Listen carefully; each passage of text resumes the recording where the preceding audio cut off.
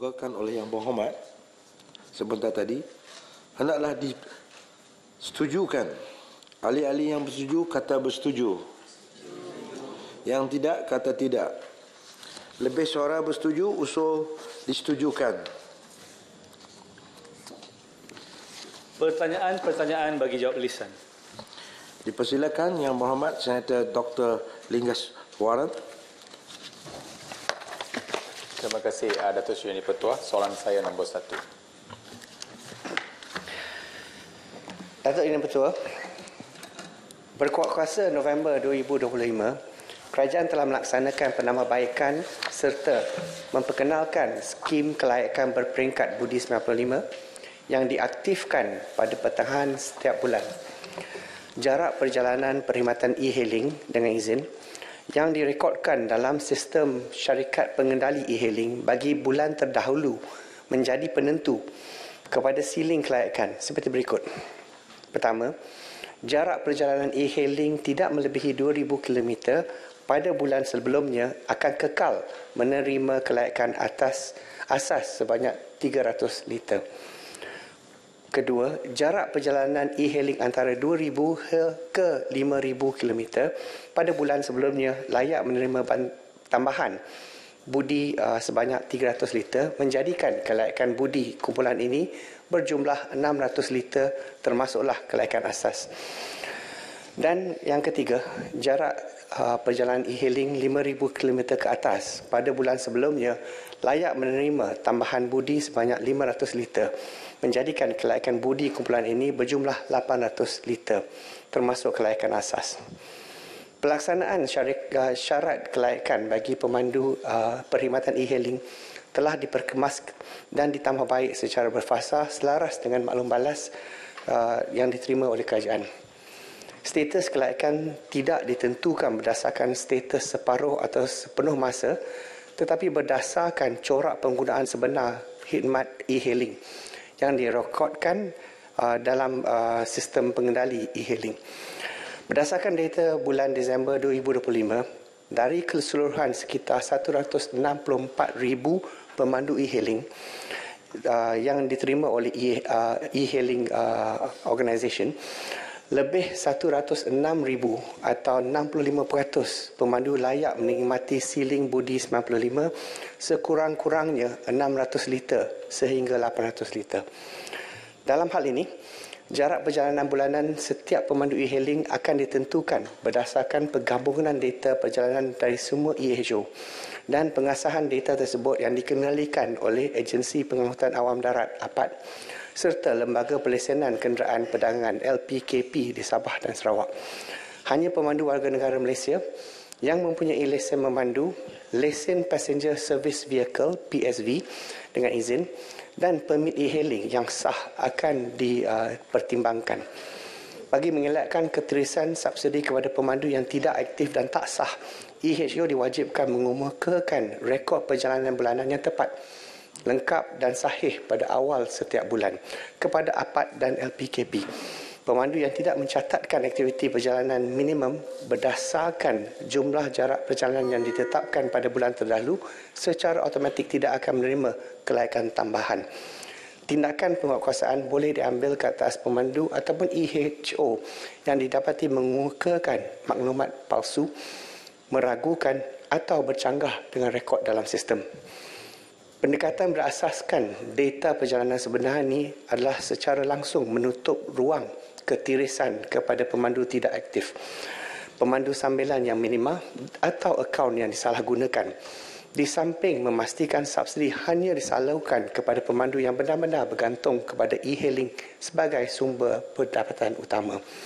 Kerajaan akan terus memantau pelaksanaan secara corak penggunaan perkhidmatan e-hailing dari masa ke semasa dan penambahbaikan akan dibuat sekiranya perlu bagi memastikan mekanisme budi 95 kekal berkesan, bersasar dan mampan dalam jangka panjang. Terima kasih. Terima kasih Datuk Yang Di-Pertua.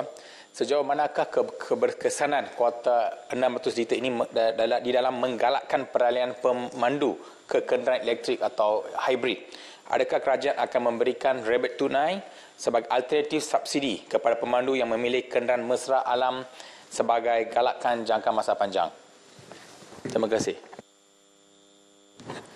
Terima kasih Yang Berhormat Senator atas soalan tambahan itu. Kerajaan ingin menjelaskan bahawa objektif utama Budi 95 dan penetapan kelayakan Budi 95 bertujuan untuk beralih daripada subsidi pukal kepada subsidi bersasar, memastikan bantuan bahan api terus disalurkan kepada golongan yang benar-benar memerlukan atau bergantung kepadanya sebagai sumber pendapatan atau keperluan harian. Oleh itu, Budi 95 bukan bertujuan untuk menggalakkan peralihan pemandu kepada kenderaan elektrik atau hibrid.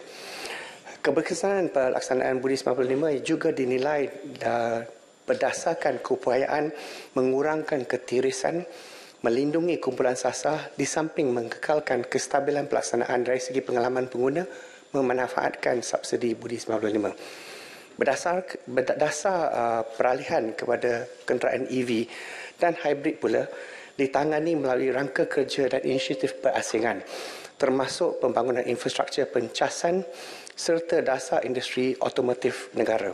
Pendekatan ini bertujuan memastikan setiap dasar mencapai objektif masing-masing tanpa bercanggah antara satu sama lain. Pada masa ini, kerajaan tidak bercadang untuk menggantikan subsidi bahan api di bawah Budi 95 dengan rebate tunai sebagai penggalak peralihan kepada EV atau hibrid, memandangkan langkah tersebut adalah akan mengubah tujuan asal Budi 95 dan potensi menjejaskan keberkesanan penyasaran subsidi kepada kumpulan yang masih bergantung kepada kenderaan enjin pembakar ataupun internal combustion engine.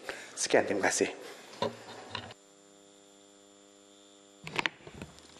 Dipersilakan Yang Berhormat Senator Puan Nur Hasmini. Terima kasih Datuk Yang di-Pertua. Soalan nombor 2. Terima kasih Tuan Ketua. Bismillahirrahmanirrahim. Assalamualaikum warahmatullahi taala wabarakatuh. Terima kasih Yang Berhormat. Tuan Yang di-Pertua, kerajaan melaksanakan inisiatif sains, teknologi, kejuruteraan dan matematik ataupun STEM secara rentas kementerian. Diterajui oleh beberapa kementerian dan agensi utama secara bersepadu kerana ia melibatkan pendidikan formal, pembangunan bakat serta penyelidikan dan inovasi. Sebagai contoh, Kementerian Sains, Teknologi dan Inovasi MOSTI peneraju utama inisiatif STEM di Malaysia menerusi program-program bersifat nasional dan dasar berkaitan STI ataupun STEM. Kementerian Pendidikan pula membangunkan dasar menyokong pendidikan berorientasikan abad ke-21 termasuk STEM dan menjalankan pelbagai program STEM di peringkat sekolah. Dan Kementerian Pendidikan Tinggi KPT membantu memupuk bakat STEM di peringkat universiti dan institut pengajian tinggi melalui kerjasama dengan industri serta kementerian lain untuk memastikan pelajar terus-menerus terlibat dalam bidang ini. STEM bukan sekadar sains tulen iaitu biologi, kimia dan fizik, tetapi ia merangkumi teknologi moden, inovasi dan bidang kejuruteraan digital yang berkembang pesat, termasuklah bidang sains, komputer, teknologi digital, kejuruteraan data sains dan inovasi. Sementara itu, Kementerian Pembangunan Wanita, Keluarga dan Masyarakat KPWKM juga komited dalam memperkasa penyertaan wanita dalam STEM menerusi Jabatan Pembangunan Wanita. Jadi KPWKM telah dan kini meneruskan pelaksanaan pelbagai inisiatif bagi meningkatkan kemahiran, literasi digital serta penglibatan wanita dalam ekosistem teknologi dan ekonomi digital. Sehingga Oktober 2025, JPW telah melaksanakan sebanyak 40 program berkaitan digital dan STEM melibatkan lebih 6,000 peserta iaitu wanita di seluruh negara. JPW turut melaksanakan program Wanita Gig and Business in Technology ataupun Wanita Gig a Bit melalui mula 2024 bagi menggalakkan wanita menjana pendapatan melalui ekonomi digital, meningkatkan literasi digital serta memupuk kemahiran keselamatan cyber. Pada 2025, lebih 7,600 orang peserta telah menyertai program ini secara fizikal dan juga dalam talian. pendidikan. Di samping itu, antara program tambahan yang turut dilaksanakan JPW termasuklah program pemerkasaan graduan bidang STEM ke alam pekerjaan dengan kerjasama Mereka Academy. Kedua, program kesedaran asas untuk generatif AI dan keselamatan cyber dengan kerjasama Pertubuhan Persekutuan Wanita Antarabangsa dan Industri Perdagangan Malaysia IWFCIM. Dan ketiga, kelas usahawan at JPW dan kelas fotografi asas Canon dengan kerjasama Maxis Berhad dan Canon Marketing Malaysia. Sekian, terima kasih. Terima kasih Yang Berhormat Menteri. Soalan tambahan saya, apakah penunjuk prestasi utama bagi menilai keberkesanan usaha kerajaan dalam menangani isu graduan wanita dalam bidang STEM yang tidak kekal dalam kerjaya teknikal selepas beberapa tahun bekerja? Terima kasih. Sebenarnya kalau kita nak melihat dari sudut prestasi, sebenarnya kalau kita pergi ke luar negara baru kita nampak ramai wanita hebat dari Malaysia ini yang menjadi penama wanita yang banyak terlibat dalam STEM ini. Saya ambil contoh wanita Malaysia hebat dalam STEM. Misalnya peranan wanita dalam bidang sains teknologi sentiasa menjadi topik perbincangan dalam kalangan akademik. Ramai sarjana telah menyatakan bahawa bidang STEM kekal didominasi oleh lelaki dengan penyertaan wanita yang secara sejarahnya rendah. Walaupun menghadapi statistik ini dan halangan ketidaksamaan jantina dalam STEM, ramai wanita Malaysia yang saya katakan tadi telah mencipta nama di peringkat dunia dalam bidang sains dan teknologi. Suka saya kongsikan beberapa nama wanita Malaysia yang hebat ini. Namun kalau dulu kita selalu berdengar nama Datuk Mazlan dan ramai yang lain lagi. Tetapi ada juga yang kita kurang dengar, misalnya seperti mendiang Dr. Susan Lim, seorang parasitologis Malaysia yang khusus dalam kajian satu kelas cacing rata monogenes yang merupakan parasit ikan dan mendiang antara penyelidik monogen paling produktif dan wanita paling prolifik dalam bidang tersebut. Beliau merupakan rakyat Malaysia pertama dan satu-satunya yang dipilih ke International Commission on Zoological Nomenclature. 4 spesies cacing rata monogen dinamakan sempena beliau. Dan kedua, saya sebut nama lagi Dr. Wan Wardatul Amani Wan Salim, wanita pertama Malaysia juga, terbabit dalam program agensi angkasa lepas NASA di Amerika Syarikat. Beliau yang ketika itu berkhidmat bersama Purdue University, kemudian dilantik menjadi penyelidik utama di NASA. Seterusnya, saya terus nama sikit lagi, Dr. Shivani Mariapun, seorang penyelidik kanan di Cancer Research Malaysia. Sebenarnya banyak lagi sebab apabila kita pergi ke luar negara, hari itu saya di Women's Summit di Korea, saya nampak beberapa orang wanita hebat dari Malaysia diminta untuk jadi jurucakap, memberi berkongsi mengenai program-program yang kepakaran mereka. Okay, terima kasih. Salah tambahan. Wanita lah. Terima kasih Datuk Yang Di-Pertua. Soalan saya adalah bagaimana kementerian memastikan peluang. Kita lihat tadi jawapan daripada Yang Berhormat Menteri, ramai wanita-wanita kita yang hebat di luar sana. Jadi bagaimana pihak kementerian memastikan bahawa mereka ini dibawa pulang ke Malaysia dan disediakan peluang dalam bidang STEM ini untuk bertugas dan berkhidmat kepada negara, dan bagaimana kerajaan memastikan ada latihan ataupun pembangunan kepimpinan wanita juga dalam bidang STEM ini, termasuk dalam pengelusan dan juga pembuat keputusan. Terima kasih. Terima kasih Tuan Ketua Yang Berhormat. Terima kasih. Sebenarnya soalan Yang Berhormat itu lebih kepada kementerian yang lain. Namun begitu saya cuba untuk menjawab mana yang bersesuaian. Kerana dari segi strategi kerajaan untuk memastikan pelajar dan graduan perempuan bukan sahaja masuki tetapi juga maju dalam kerjaya STEM, kita dalam enrolment oleh Kementerian Pendidikan menunjukkan bahawa Malaysia mencatat pola berbeza daripada trend global dengan lebih ramai murid perempuan memilih aliran sains. Dan kami bekerjasama dengan pihak beberapa kementerian untuk memastikan kita mencapai 60% seperti mana yang dikatakan yang telah disebut oleh Yang Amat Berhormat Perdana Menteri. Pada masa yang sama, yang untuk membawa mereka dari luar negara untuk kembali untuk ke sini bukan di bawah kementerian kami, ya. Jadi ada kementerian yang lain. Selain daripada itu juga memang kita menggalakkan wanita untuk menyertai program STEM ini. Walaupun kita kita color blind lah, kita tak kisah dengan izin sama ada lelaki ke perempuan. Yang penting kita mahu seramai-ramai pelajar kita terlibat dalam STEM ini kerana masih kekurangan. Cuma dari golongan wanita ini mula-mula memang tinggi dia punya bilangan mereka, tetapi apabila sudah sampai tahap tertentu mereka tidak ada sebab tertentu mungkin mereka tidak tidak sampai ke tahap yang kita ingini. Maka sebab itu kita menggalakkan mereka untuk terlibat dalam STEM ini. Cuma STEM ini kita tidak mahu menyentuh dari segi subjek di sekolah sahaja.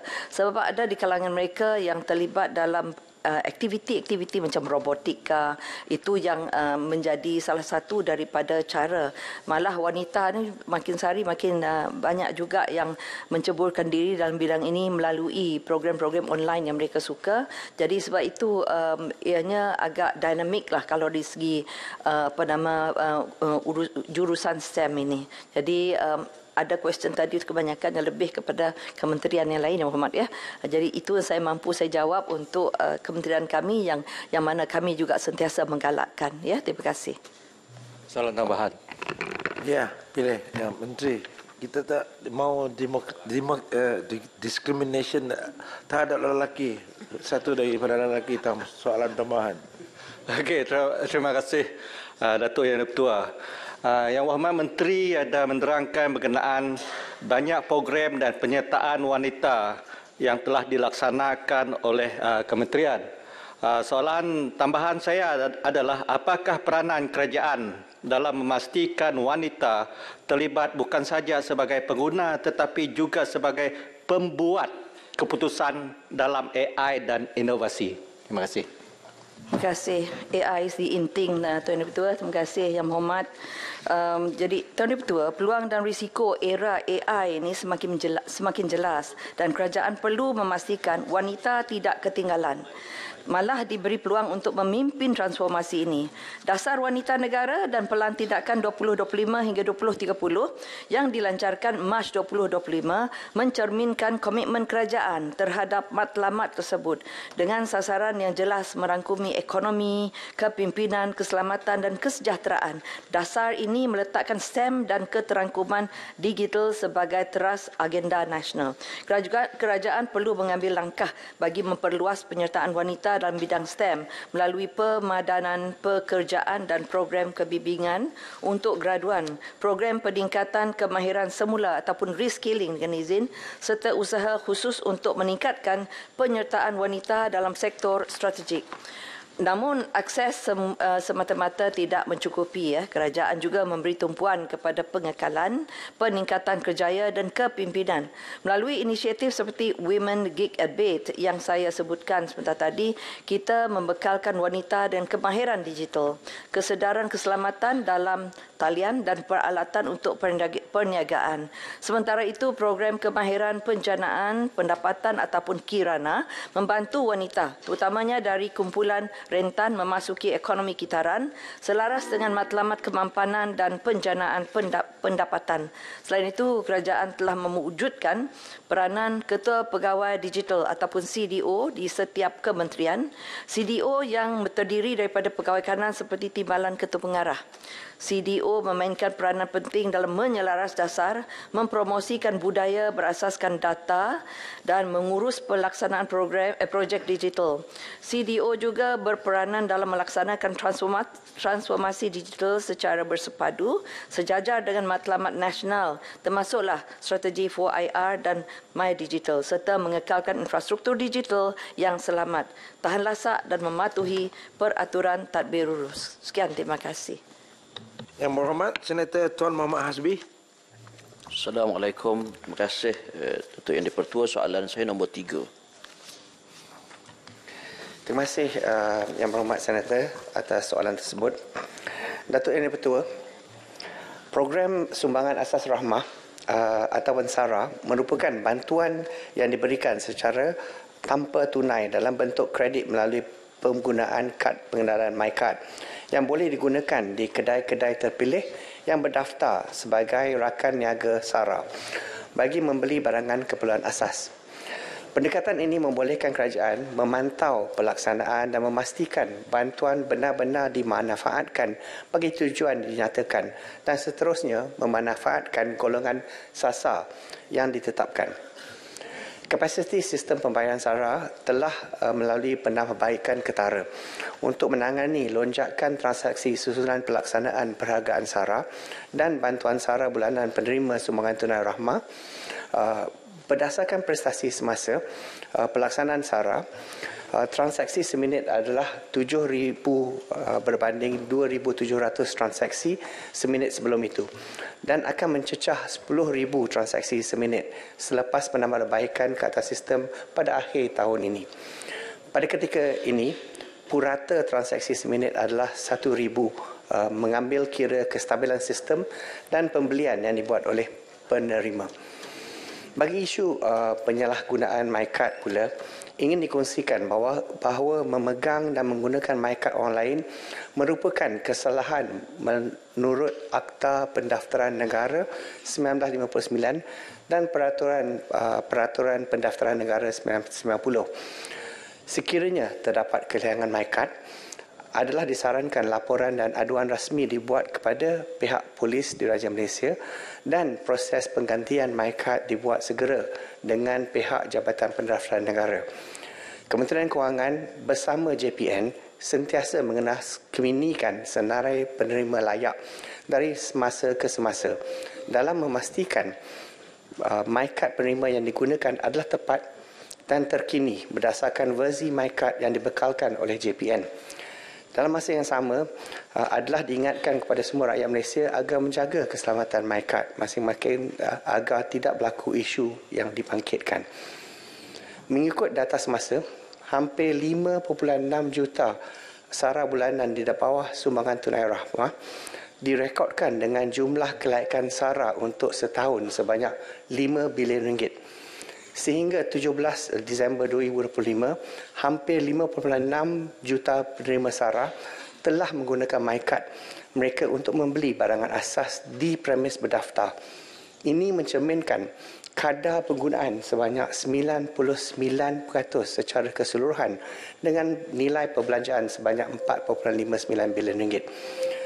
Bagi penghargaan SARA one-off, lebih 22 juta rakyat Malaysia dewasa pula menyaksikan lebih 20 juta rakyat telah membelanja ataupun 92% daripada keseluruhan jumlah penerima dengan nilai pembelanjaan sebanyak 1.91 bilion ringgit.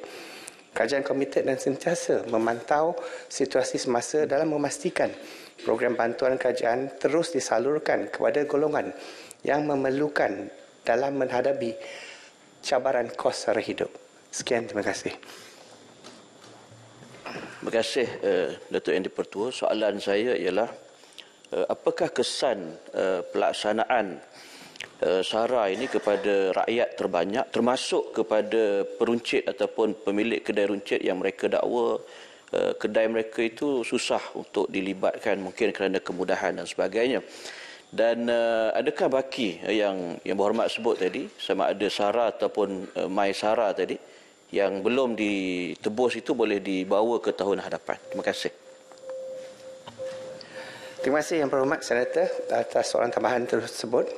Datuk Yang Pertua, mengikut data semasa 5.6 juta penerima SARA bulanan di bawah sumbangan tunai rahmah direkodkan dengan jumlah kelaikan SARA untuk setahun sebanyak 5 bilion ringgit.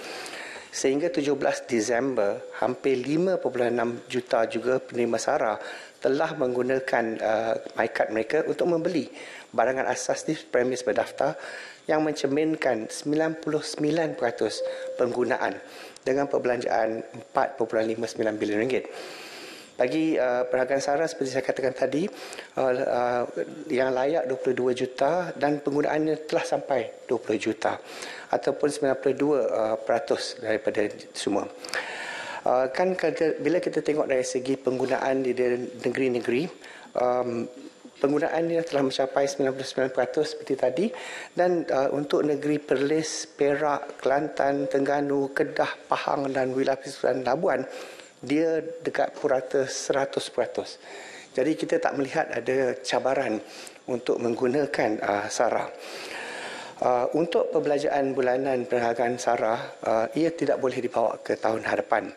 Tapi kalau kita tengok penggunaan dia sudah banyak dan telah mencapai lebih pada 90%, saya rasa ini pun tak menjadi cabaran. So kita menggalakkan mereka untuk menyemak kredit yang ada dan menggunakan sebelum akhir tahun ini. Sekian, terima kasih. Soalan tambahan. Terima kasih Datuk Yang di-Pertua. Terima kasih Menteri atas jawapan-jawapan yang diberikan sebelum ini. Berkaitan dengan SARA juga, ada masyarakat kita di pedalaman, ada yang macam single mother ataupun yang sudah tua, tetapi berulang kali juga memohon, tetapi selalu tidak ada maklum balas ataupun kita tidak berjaya lah, kerana ada laporan ataupun aduan mengatakan ini ada orang yang macam menghalang perkara itu berlaku. Jadi bolehkah Menteri memberikan satu jaminan supaya orang yang benar-benar memerlukan ini juga dapat, kerana kita tidak mahu ada unsur-unsur yang lain yang campur tangan di dalam permohonan orang yang benar-benar memerlukan. Terima kasih. Terima kasih Yang Berhormat Senator atas soalan tersebut. Kalau kita tengok dari segi kelayakan untuk SDR dengan SARA, ya, kita menggunakan database yang ada di mana kita kenal pasti golongan yang diklasifikasikan sebagai B40 dan juga dari data yang ada dalam e-Kasih yang mengemukakan mereka yang diklasifikasikan sebagai miskin tegar. Dan golongan-golongan ini yang golongan yang betul-betul kita nak memastikan mencapai bantuan daripada kerajaan. Dalam isu-isu yang timbul, kalau ada apa-apa yang isu, boleh menghubungi MOF yang kita akan melihat dan menyelidik apakah kekangan yang ada, dan kalau ada apa-apa yang tidak mematuhi cara, kita akan buat intervensi yang sepatutnya. Sekian, terima kasih. Terima kasih Datuk Yang di-Pertua. Soalan tambahan saya ialah berapakah kes kecurian SARA telah dilapor terkait ini, dan adakah kerajaan akan mengembalikan nilai bantuan ini yang telah dicuri ini kepada mangsa setelah pengesahan ini dibuat? Terima kasih. Terima kasih Yang Berhormat Senator atas soalan tersebut. Seperti saya membuat penerangan tadi, untuk kes-kes untuk kehilangan IC, pemilik IC itu diwajibkan untuk membuat laporan kepada polis. Bila laporan telah dibuat kepada polis, ia terus akan masuk ke dalam data JPN. Ya, jadi bila masuk ke dalam data JPN, kita akan menghalang penggunaan MyCard. Jadi tidak akan dapat entitlement yang diberikan melalui MyCard. Itu proses yang kita ada sekarang. Tapi untuk mendapat penggunaannya, pengguna harus mendapat MyCard baru daripada JPN. Dan bila MyCard baru dibuat, dia akan ada nombor versi baru. Jadi ini memastikan versi yang betul hanya disahkan untuk penggunaannya. Jadi yang pentingnya, MyCard itu adalah satu benda yang berharga. Setiap orang kena menjaga juga benda-benda yang berharga dia tersendiri. Tapi dah ada pun proses untuk memantau. Kalau ada laporan, kita akan blok mereka yang tak layak mendapat, dan ada proses untuk membenarkan mendapat MyCard baru. Jadi tak akan kehilangan benda tu. Kalau ada kelewatan untuk laporan, dan mungkin ada gap sikit, tapi agak sukar untuk kita membuat compensation kalau siapa yang hilang MyCard tu tak buat laporan. Itulah satu benda yang kita tahu. Saya harap kita semua juga ada tanggungjawab sendiri untuk menjaga dan membuat laporan yang sepatutnya. Terima kasih. Yang Berhormat Senator Dr. Julfitri bin Johar.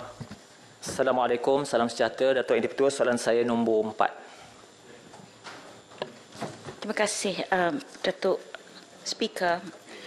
Saya melihat persoalan ini yang dibangkitkan oleh Yang Berhormat Senator Julfitri adalah isu yang sangat penting. Di peringkat Kementerian Pendidikan Malaysia, kita komited untuk memastikan bahawa setiap murid tanpa mengira lokasi mendapat akses kepada pendidikan digital yang berkualiti. Usaha ini bukan sahaja memperkukuh ekosistem pendidikan tetapi juga mempersiapkan generasi masa depan untuk menghadapi cabaran dunia digital. Untuk itu, Yang Berhormat, Kementerian Pendidikan Malaysia telah melaksanakan Pelan Transformasi ICT bagi tempoh 5 tahun iaitu dari 2019 hingga 2023. Dan kemudiannya pada November 2023, kita telah memperkenalkan Dasar Pendidikan Digital sebagai panduan kepada semua pihak bagi menepani era digital. Dan kemudiannya kita membangunkan Pelan Strategik Pendigitalan KPM bagi tempoh 2026 hingga 2030. Untuk makluman ahli yang berhormat, KPM terus memperkukuh pendidikan digital melalui penyediaan peranti ICT, penambahbaikan capaian internet dan peluasan kemudahan secara berperingkat di semua sekolah kawasan luar bandar dan pedalaman. Semua sekolah kini dilengkapi akses internet menggunakan broadband 30 Mbps, fiber 300 hingga 800 Mbps atau satelit 100 Mbps bergantung kepada teknologi yang sesuai dengan faktor geografi dan lokaliti. Selain itu, sekolah turut diperkasa dengan kemudahan seperti smart board, smart TV, komputer riba dan makmal komputer melalui projek rintis kelas hybrid pada tahun 2021 yang melibatkan 550 kelas di 110 sekolah terpilih. Kini kelas hybrid dijenamakan semula sebagai kelas pintar di bawah RMK 12 RP5 dengan peluasan kepada 2,000 kelas di 400 institusi bermula suku keempat 2026 tertakluk kepada kelulusan. Bagi mengintegrasikan AI dalam PDP, inisiatif dengan izin Datuk Speaker AI Powered Classroom atau dalam bahasa Melayu panjang sikit, bilik darjah dikuasai kecerdasan buatan diperkenalkan dan dilaksanakan secara berfasa. Secara rintis ia telah dilaksanakan di 27 sekolah pada tahun 2025 dan akan diperluaskan kepada 260 buah sekolah pada tahun 2026 dan akhirnya ke semua sekolah secara berperingkat menjelang tahun 2030. Inisiatif ini bertujuan memperkasa murid melalui pembelajaran adaptif dan menyokong guru melalui automasi tugasan serta analitik pembelajaran. Kejayaan pelaksanaan ini juga disokong kerjasama strategik dengan 24 syarikat teknologi utama seperti Google, Microsoft, Apple, Intel, Huawei, Samsung dan MDEC. Ini juga adalah untuk memastikan bahawa jurang ataupun kesenjangan di antara anak murid kita dapat kita atasi. Kita juga sedar bahawa penyediaan peralatan ICT dan infrastruktur yang sesuai amat penting untuk menjayakan agenda ini. Dan sebab itu dalam kurikulum 2027, antara keutamaan yang kita lihat untuk menjayakan kurikulum ini adalah diberikan tumpuan kepada pembelajaran digital. Begitu juga dengan peranan Yayasan Didik Negara yang telah memainkan peranan penting dalam menyediakan sokongan digital dalam pendidikan dengan membekalkan peranti digital, papan pintar dan kemudahan internet kepada murid terutama di luar bandar dan orang asli untuk merapatkan jurang digital, memudahkan pembelajaran dalam talian dan menyokong guru dengan sumber interaktif memastikan akses pendidikan berkualiti untuk semua. Dan akhirnya Yang Berhormat, yang juga tidak kurang pentingnya adalah bagaimana peranan platform Delima yang telah pun menunjukkan bahawa keberkesanan pelaksanaan pendidikan digital ini dengan kadar penggunaan aktif Delima mencapai 99% guru dan 64% murid setakat November 2025 menunjukkan keberkesanan capaian digital yang sedang dipertingkatkan di seluruh negara. Yang Berhormat, izinkan saya juga memberikan penegasan bahawa walaupun apa sekalipun tumpuan kita kepada digital, datanglah apapun rempuhan teknologi terkini, tetapi ia sama sekali tidak boleh mengambil alih tugas guru. selamanya sistem yang terbaik dalam pendidikan ini adalah gurunya. Jadi selain daripada melihat perkembangan teknologi ini, kita juga harus memberikan tumpuan kepada kompetensi guru kita supaya zaman itu dan peredaran zaman itu dikuasai bukan sahaja oleh anak-anak tetapi juga memastikan bahawa pedoman itu datang daripada guru. Terima kasih Datuk Speaker. Soalan tambahan. Terima kasih YB Menteri, dan saya nak ucapkan syabaslah atas 15 usaha reformasi dan juga sentiasa menjadikan Negeri Sembilan sebagai negeri pioneers kepada kebanyakan inisiatif pendidikan. Jadi saya tertarik dengan apa usaha yang telah dilakukan dan saya nak kaitkan bahawa Negeri Sembilan merupakan negeri perintis kepada pendidikan guna peranti. Dan saya ingin merujuk kepada tulisan Profesor Jonathan Haidt, seorang psikologis Amerika, menyebutkan bahawa mengkaji tentang generasi muda yang semakin gila dengan handphone. Jadi beliau mencadangkan supaya sekolah dijadikan kawasan bebas phone. Jadi minta pandangan, adakah pihak Kementerian Pendidikan telah mengkaji dan mempertimbangkan cadangan ini? Terima kasih. Senator Dr. Jufitri, saya yakin doktor merujuk kepada buku beliau The Anxious Generation. Buku ini sangat baik untuk dibaca dan kita sama-sama dapat melihat bagaimana sebuah buku ditulis dengan begitu terperinci melihat kepada pembangunan dan juga kerisauan berkaitan dengan generasi muda. Saya rakamkan ucapan tahniah kerana Negeri Sembilan ini bukan sahaja negeri perintis tetapi telah mengekalkan prestasi akademik dan juga pencapaian SPM terbaik dalam negara. Jadi sebab itu saya fikir kerana ada kompetensi yang tinggi di kalangan para gurunya dan juga komitmen di peringkat Jabatan Pendidikan negerinya, maka program-program merintis ini dijalankan. Namun demikian, ingin saya tegaskan bahawa dalam konteks kita melihat bahawa persekitaran pendidikan yang selamat dan juga kondusif dan berteraskan kepada kesejahteraan murid seiring dengan perkembangan teknologi yang kita mahu lihat adalah dan diberikan dari segi melihat kepada keperluan itu adalah berdasarkan surat perkeliling ikhtisas kita yang melarang murid membawa dan menggunakan telefon bimbit di kawasan sekolah termasuk aktiviti kurikulum, program asrama dan semua aktiviti rasmi. Jadi kita ada satu maknanya dari segi larangan itu jelas untuk memastikan isu keselamatan. Tapi selaras dengan perkembangan pendidikan digital, kita telah mengeluarkan SPI bilangan 2 2018, garis panduan dasar murid membawa peranti pribadi ke sekolah yang membenarkan penggunaan peranti tertentu bagi tujuan pengajaran dan pembelajaran.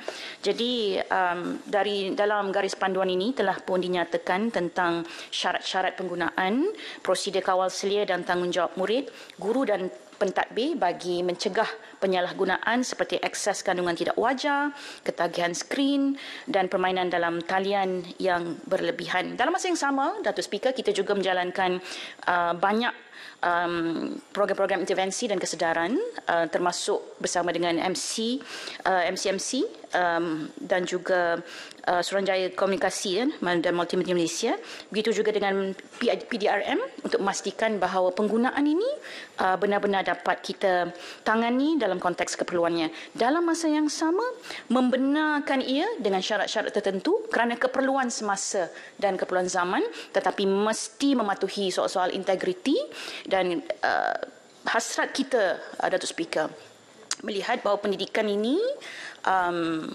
kembali kepada tujuan asalnya, iaitu memanusiakan manusia, menginsankan insan. Terima kasih, Datuk Speaker. Tambahan, Datuk Speaker. Terima kasih, Datuk Yang di-Pertua. Soalan tambahan saya Yang Berhormat Menteri, adakah melakukan kerjasama strategik yang dijalankan oleh kementerian seperti MCMC, syarikat swasta dan juga GLC bagi mempercepatkan penyediaan infrastruktur digital di kawasan luar bandar dan pedalaman? Terima kasih, Datuk Yang Pertua. Terima kasih, Datuk Speaker. Sebab itu tadi Yang Berhormat saya sebut bahawa ini adalah proses yang berterusan dan bagi memastikan bahawa kesenjangan itu dapat kita atasi, dengan segera, khususnya keberadaan ataupun berkaitan dengan peranti-peranti ini. Jadi apa yang ditanya oleh Yang Berhormat sebentar tadi tentang kerjasama kita dengan GLC, dengan syarikat-syarikat dan pelbagai pihak sebenarnya sangat-sangat membantu. Sebab tu saya sebut tadi antara lain termasuk YDN, termasuk apabila kita melaksanakan program Sekolah Angkat Madani dengan keterlibatan GLC ini, maka isu-isu berkaitan dengan peranti ini dapat kita atasi serba sedikit. Dalam masa yang sama, kita juga memastikan bahawa latihan itu juga penting dan juga kewujudan seperti Pusat Kegiatan Guru, Center of Excellence yang juga dapat membantu dari segi kapasiti itu untuk terus memperkukuhkan ekosistem pembelajaran digital ini. Terima kasih, Datuk Speaker. Soalan tambahan terakhir. Yang Berhormat Cik Alias. Datuk Yang Dipertua. Soalan tambahan saya, apakah penanda aras yang jelas yang digunakan oleh pihak kementerian untuk menentukan sama ada pelaburan besar dalam pendigitalan pendidikan ini berupaya mengurangkan jurang pendidikan antara wilayah dan bukannya sekadar memenuhi sasaran perolehan dan juga perbelanjaan tahunan, serta bagaimana pihak kementerian memastikan wujudnya mekanisme accountability yang jelas supaya tiada sekolah yang tercecer dan setiap pembelajaran awam benar-benar memberi pulangan dalam bentuk peningkatan kualiti pembelajaran ini. Terima kasih. Terima kasih, Datuk Speaker. Yang Berhormat, seperti mana yang saya tegaskan tadi, soalan Yang Berhormat itu bagi saya sangat menunjukkan keprihatinan beliau melihat bagaimana hasil perolehan mampu memberikan kesan kepada keseluruhan pelaburan dalam konteks melihat kepada ekosistem digital itu. Itu soalan yang sangat penting, Yang Berhormat, kerana itulah juga hasrat kita seiring dengan keprihatinan Yang Berhormat melihat kepada bukan sahaja kita membelanjakan dan melabur dalam konteks peranti ini, tetapi juga latihan itu, Yang Berhormat. Pertama soal guru. Sebab tu saya sebut tadi kerjasama kita dengan Google, Microsoft, Huawei, Samsung, MDEC dan sebagainya adalah untuk memperkukuhkan juga soal latihan-latihan ini dan kemahiran serta guru jauhari digital ini yang mesti kita pastikan dalam konteks melihat kepada pelan ICT kita, pelan pembangunan digital kita dan sebagainya ini, ia mesti sampai hasrat ke arah itu. Yang kedua, Yang Berhormat, adalah soal mengurangkan kesenjangan itu. Saya setuju, Yang Berhormat, bahawa pelaburan perolehan ini harus dilihat dalam konteks mengurangkan kesenjangan itu. Dan itu yang sedang kita lakukan dan mahu pastikan bahawa apa yang kita sedang pastikan ketika ini, kesenjangan, soal capaian internet mesti dibereskan dengan bersungguh-sungguh dengan kerjasama dan merentas kementerian supaya isu ini dapat kita tangani dengan segera. Yang ketiga, Yang Berhormat, adalah soal bagaimana peranti ini harus digunakan dengan penuh tanggungjawab. Ia hadir dengan integriti, ia hadir dengan kesedaran bahawa teknologi ini tetap mempunyai risiko-risikonya ke atas anak-anak kita. Sebab itu literasi digital ini mesti ada dalam penggunaan ini. Begitu juga pedoman guru untuk memastikan bahawa tempat mereka tidak sama sekali boleh diambil alih kerana mereka masih memainkan peranan penting untuk memberikan pedoman kepada para pelajar ketika menggunakan peranti dan juga merempuh dunia digital ini. Terima kasih, Datuk Speaker. Sebelum saya memanggil Yang Berhormat Senator Datuk Wirako Naik Wong, bagi pihak Dewan kita ucapkan setinggi-tinggi tahniah kepada YB yang akan menjawab yang telah dilantik sebagai Menteri Penuh. Jadi Yang Berhormat Senator Datuk Wirako Naik Wong. Terima kasih, Datuk Yang Dipertua. Soalan saya nombor 5. Terima kasih Datuk Yang Dipertua. Terima kasih juga atas penghargaan yang diberikan. Jadi apabila Senator Datuk Wirako Naik Wong bertanyakan mengenai perancangan jangka panjang untuk kita merapatkan jurang antara kawasan bandar dan luar bandar, sudah pasti kerangka ekonomi madani akan terus menjadi asas utama dalam menstruktur semula ekonomi negara ke arah pertumbuhan yang lebih berkualiti dan inklusif. Jadi di sini juga di awalan ini saya nak beri jaminan bahawa kerajaan akan terus memperkukuhkan usaha tersebut melalui rancangan Malaysia yang ke-13 ataupun RMK 13 dalam kita memberi tumpuan kepada 3 fokus utama, iaitu untuk menaikkan shilling, kemudian untuk memantapkan tadbir urus, dan yang ketiga adalah menaikkan lantai. Sebab nak tak nak, bila kita bicara soal ekonomi ini, kita kena ada ekosistem ekonomi yang berdaya saing dan mampan agar penduduk luar bandar tidak tercicir, sekaligus merapatkan jurang pendapatan dan memastikan peluang pekerjaan berpendapatan tinggi ini dinikmati secara seimbang. Dan bila kita bicara soal RMK ke-13 ini, salah satu tumpuan utama kita adalah untuk melonjakkan pertumbuhan industri HGHV dengan izin Yang di-Pertua, high growth, high value dan juga sektor strategik berimpak tinggi. Jadi bila pembangunan industri dan sektor ini kita jangkakan akan berupaya menjana pekerjaan berkemahiran tinggi, menawarkan gaji kompetitif, kemudian untuk menarik pelaburan berkualiti serta memperluas rantaian bekalan ke wilayah kurang membangun. Selain bila kita bicara HGHV ni juga dan sektor impak tinggi, kita memang kena merangka inisiatif untuk merapatkan jurang pembangunan dan menambah peluang pekerjaan, antaranya adalah memacu pertumbuhan baharu berasaskan potensi tempatan. Yang kedua, menekankan pelaburan pendidikan dan sokongan usahawan muda. Ketiga, menambah baik perkhidmatan desa bagi mengurangkan migrasi ke bandar. Dan yang keempat adalah untuk menarik pelaburan berkualiti tinggi di koridor wilayah. Itu soalan yang pertama. Soalan yang kedua, bila nak tanya berkenaan bagaimana untuk kita mengukur keberhasilan, sudah pasti memang kita akan terus kekalkan dengan hasrat menggunakan pendekatan berasaskan data dan juga bukti.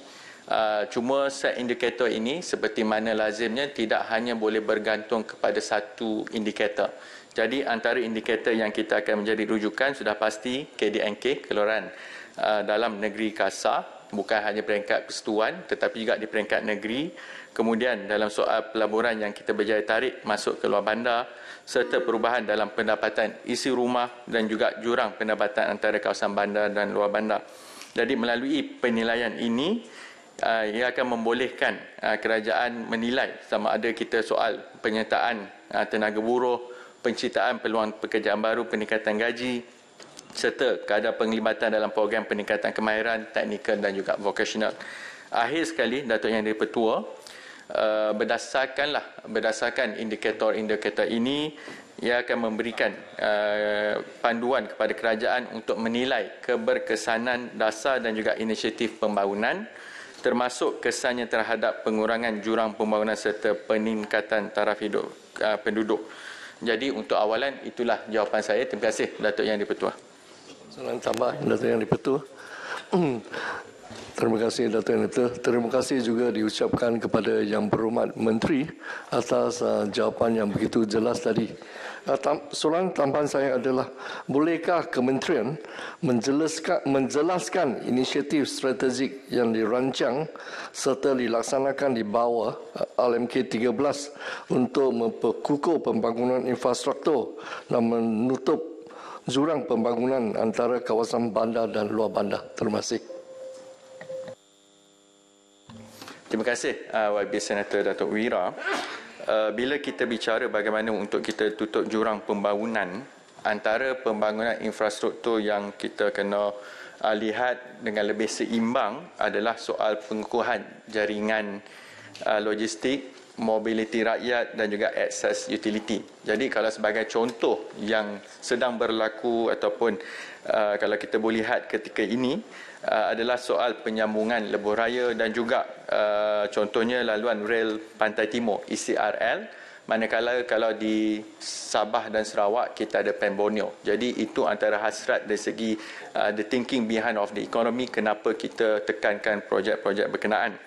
Tapi pada masa yang sama, kita kena akui, kita kena fokus juga kepada keperluan kemudahan asas, termasuk soal sosial dan juga akses seperti contohnya air bersih, bekalan elektrik, pendidikan, kesihatan dan juga keselamatan.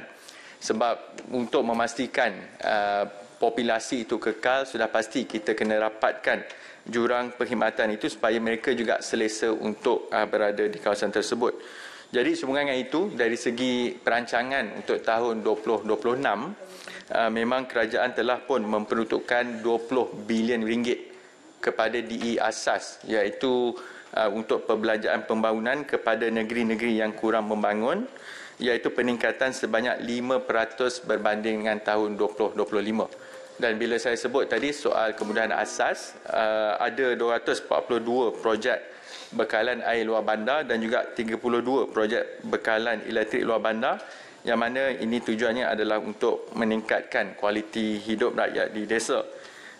Jadi yang selebihnya sudah pasti kita akan teruskan soal untuk memperkukuhkan pembangunan wilayah melalui pihak berkuasa koridor, kerana bila kita ada keperluan tersebut, maka ia akan mendesak kerajaan dan semua pihak untuk memastikan infrastruktur strategi itu bukan hanya di bandar tetapi juga diperluaskan di wilayah-wilayah berkenaan.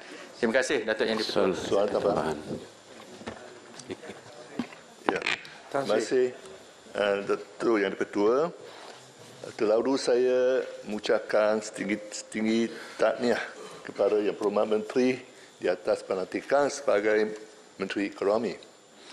Soalan tambahan saya, memenangkan pelbagai inisiatif telah dilaksanakan di bawah AMK 12. Bolehkah YB Menteri menjelaskan faktor-faktor utama yang masih menyumbang kepada peningkatan curan pendapatan antara kawasan bandar dan luar bandar? Terima kasih. Terima kasih Datuk Yang di-Pertua, terima kasih kepada Tan Sri. Terima kasih, saya juga mengharap kerjasama sokongan semua ahli Dewan Negara seperti biasalah. Jangan bila sekarang ni dia soalan lebih mantap ataupun lebih mencabar. Cuma dari segi bila kita bicara soal perancangan negara, panduannya kita ada RMK 12, RMK ke-13 dan sebagainya. Sudah pasti kelebihan yang kita ada, at least untuk di peringkat saya sekalipun, RMK ke-13 telah pun dibentangkan. Tapi cabaran yang akan terus menjadi persoalan mengapa, bagaimana nak merapatkan jurang dan sebagainya adalah ke tahap pelaksanaan, keberkesanan yang kita rancang itu, adakah ia terhasil, bukan sahaja soal pelaksanaan projek tetapi untuk mencapai objektif dan dasar yang kita tetapkan. Jadi sebab itu, kalau dari segi kaedah sebelum ini, memang kita ada pelan pelaksanaan dasar, PPD. Jadi selama ini yang menjadi panduan, kerana Kementerian Ekonomi merancang, melahirkan strateginya, pelaksanaan itu di peringkat kementerian. Jadi sebab itu, untuk tahun hadapan, bermula untuk RMK ke-13, kita memang akan memperkenalkan sistem pemantauan bersepadu yang kita panggil MyRMK. Yang mana melalui MyRMK ini is no longer just pelan tetapi dia dynamic. Maksudnya ada update kemas kini. Macam saya sebut tadi, bukan hanya kemajuan projek, tapi adakah projek itu mencapai hasrat yang kita nak laksanakan. Jadi sebab itu melalui pendekatan ini, pelaporan ini akan lebih aktif, akan lebih real time dan juga akan meningkatkan lagi kecekapan kita untuk mengemudi dalam keadaan macam Tan Sri sebut tadi. Indikator-indikator itu banyak, kemudian bagaimana jurang itu dilihat masih ada. Jadi itu cabaran yang saya lihat bahawa tahun mendatang ini adalah soal pelaksanaan, sebab idea baiknya telah ada. 2 tahun setengah di bawah kerangka ekonomi madani ini kita dah ada perancangan yang baik. But now, moving towards RMK 13 ini, kita akan memberikan soal pelaksanaan dan keberkesanan itu lebih tinggi berbanding dengan yang sebelum ini. Terima kasih Datuk Yang di-Pertua. YB Abun, ada soalan tambahan yang terakhir. Terima kasih Datuk Yang di-Pertua kerana memberi peluang, dan ini sangat concern kepada pendalaman. Jadi sama ada Kementerian Ekonomi ini akan mengubah faktor sedia ada untuk membuat pembangunan. So alasan untuk membuat satu infrastruktur jalan raya contohnya selalu memikirkan pulangan yang akan diperoleh oleh negara. Tapi kalau begini keadaannya, saya bimbang kita di pedalaman tidak akan menikmati jalan raya berturap. Ini juga adalah faktor, sebab kos untuk kita, mobiliti kita sangat tinggi. Jadi pendapatan sudahlah kurang, kos mobiliti tinggi. Jadi apakah perancangan ke depan? Sebab ini dalam bahagian A ini ada perancangan jangka panjang. Terima kasih.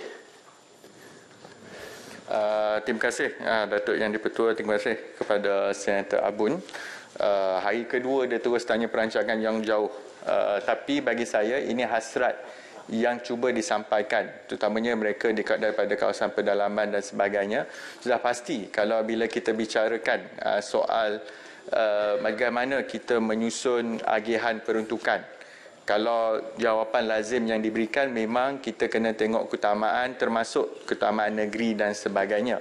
Tetapi pada masa yang sama, bagaimana elemen-elemen yang lain yang kita boleh teliti supaya keadaan itu lebih inklusif dan juga membantu. Cuma perkara ini memang saya akan semak di peringkat Kementerian Ekonomi supaya di awal ini tak perlu saya janji melangit dalam keadaan kita tahu ini bukan beban baru, ini beban yang kita dah pikul selama ini dan sudah pasti menjadi hasrat kesemualah ahli-ahli Dewan ini untuk melihat perubahan yang lebih baik dalam soal ekonomi termasuk mereka di luar bandar. Terima kasih Datuk Yang di-Pertua.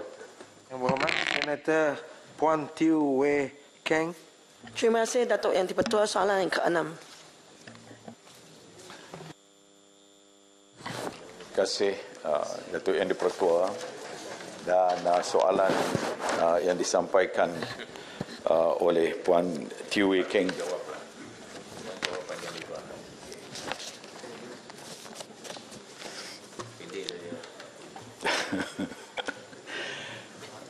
Yang Datuk Yang di-Pertua, KPT sentiasa menyediakan pelbagai bentuk sokongan kepada institusi pendidikan tinggi yang berada di negeri Selangor bagi memperkukuhkan hubungan strategik antara universiti dan industri. Seperti yang kita sedia maklum, dalam model baru pendidikan tinggi pada hari ini, kita ada berbagai jenis universiti, termasuklah universiti teknikal dan juga universiti RU atau Research University. Tentunya hubungan di antara universiti ataupun kolaborasi antara universiti dan industri itu sangat penting, apatah lagi mengambil kira dengan perkembangan terkini dalam teknologi yang memerlukan hubungan yang baik antara kedua-duanya, termasuklah kita mewujudkan satu model baru bagi menyediakan hubungan yang baik ini dalam konteks apa yang kita panggil sebagai industry on campus atau IOC. Dan dalam konteks industri on campus ini, pendekatan daripada KPT di peringkat universiti-universiti dan termasuk juga di peringkat politeknik, kita menggunakan iaitu pertama menerusi industri di kampus sendiri, iaitu dengan industri ini secara fizikal atau dengan operasi di kampus-kampus melalui apa yang kita panggil sebagai teaching factory atau joint lab dan ataupun pusat latihan. Yang keduanya, kita ada universiti di industri itu sendiri, iaitu di mana universiti ditempatkan di fasiliti-fasiliti industri seperti sama ada di pejabat ataupun di makmal mereka.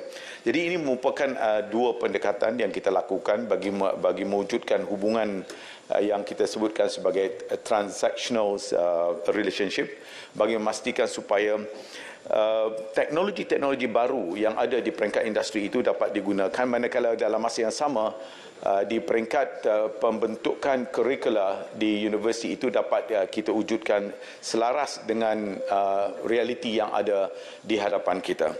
Jadi dalam hal inilah kita menggunakan antara lain pendekatan reskilling sebagai contoh dan juga upskilling bagi kursus-kursus tertentu yang memerlukan kemahiran yang lebih tinggi. Selain daripada itu juga pihak KPT turut mengadakan pelbagai pemeteraian memorandum dengan pelbagai rakan industri. Saya telah pun jawab sebelum ini dalam Dewan ini, antaranya termasuk dengan Microsoft, dengan DNB Ericsson, Cellcom, DG, Huawei dan sebagainya. Bagi mengakhiri jawapan ini, saya juga ingin maklumkan iaitu kalau di peringkat politeknik sebagai contoh, kita pun ada juga hubungan yang kita lakukan melalui apa yang kita panggil sebagai industry round table discussion dengan pelbagai pihak industri yang ada, dan mereka ini antara lain menjadi penasihat-penasihat dalam politeknik yang berkenaan dalam usaha kita untuk menyediakan tenaga kerja. Secara ringkasnya, di negeri Selangor kita ada 5 universiti awam dan 3 politeknik keseluruhannya. Dari segi kolaborasi yang kita buat, di UPM sebagai contoh kita ada 34 kolaborasi, di UKM kita ada 24, di UAM kita ada 15, di UITM kita ada 16, di UPNM kita ada 16, dan di 3 politeknik yang kita ada di negeri Selangor ini adalah kita mempunyai hubungan kolaborasi industri sebanyak 57 kesemua. Itu antara contoh-contoh bagi menjawab soalan yang berhormat. Soalan tambahan. Terima kasih atas jawapan yang begitu komprehensif yang diberikan oleh Yang Berhormat Menteri. Soalan tambahan saya adalah, adakah kementerian bercadangkan untuk mewajibkan atau menggalakkan latihan industri berbayar dengan izin paid internship melalui kerjasama dengan industri di Selangor, memandangkan kos sara hidup yang tinggi di negeri Selangor? Terima kasih. Bagi sesuatu dasar yang nak kita buat, kita tidak hanya melihat dalam konteks sesebuah negeri, kerana ia perlu kita rangkumkan keseluruhan negeri kalau sekiranya dasar-dasar yang seperti mana yang disebutkan oleh Yang Berhormat tadi. Walau bagaimanapun, di peringkat universiti dan juga di peringkat politeknik, di peringkat kementerian khususnya, kita sentiasa mengadakan perbincangan dengan pihak industri yang terbabit. Jadi dari segi pelarasan allowance yang diberikan dari segi internship itu bergantung kepada industri-industri yang berkenaan. Ada sebagai saya ambil contoh dalam bidang semiconductor, mereka membayar dengan bayaran yang begitu baik sekali, dan ianya bergantung juga daripada keadaan dan kedudukan sesebuah industri itu, termasuk dalam SME sebagai contoh, dia adalah bergantung kepada kemampuan mereka. Soalan tambahan? Soalan tambahan yang terakhir lah. Hubungan universiti dan industri di Selangor saja. Ya. Sebab saya wakil Selangor ni, Datuk. Yang Hormat Menteri, kerjasama erat dan saling pergantungan yang paling bermakna antara universiti dan industri berkait rapat dengan pemberian grant dan pemasaran hasil penyidikan. Selangor adalah negeri di mana terletaknya paling banyak IPT, IPTA dan IPTS dan pelbagai industri di dalamnya. Boleh Yang Hormat Menteri maklumkan apakah pelan jangka panjang selain daripada yang disebutkan tadi bagi memastikan geran yang mencukupi diberikan kepada industri dan oleh kementerian kepada IPT, dan peranan industri dan KPT dalam memastikan hasil penyelidikan universiti yang banyak dilakukan dapat dipasarkan dengan berkesan. Terima kasih.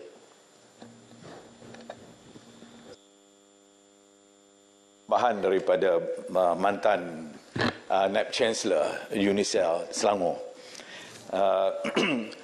Seperti yang berhormat Profesor sedia maklum bahawa antara perkara yang menjadi cabaran kita ialah tentang peruntukan untuk grant penyelidikan ini yang dilakukan. Walau bagaimanapun dalam konteks Kementerian Pendidikan Tinggi, seperti yang kita sedia maklum, ada pelbagai bentuk grant yang disediakan.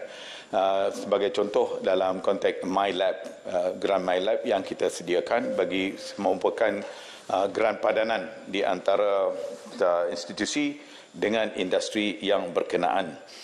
Dalam hal ini kita merangka pelbagai bidang-bidang yang menjadi pengkhususan, yang menjadi apa dipanggil sebagai fundamental research yang nak kita tekankan kepada aspek-aspek itu. Oleh yang demikian, untuk kita meletakkan tumpuan semata-mata kepada universiti untuk menyediakan grant-grant ini mungkin tidak memadai. Sebab itulah kita mengadakan hubungan juga dengan kementerian-kementerian yang lain, sebagai contoh dalam konteks Kementerian Sains dan Teknologi di mana di bawah kementerian ini juga mempunyai sejumlah peruntukan dalam bidang penyidikan.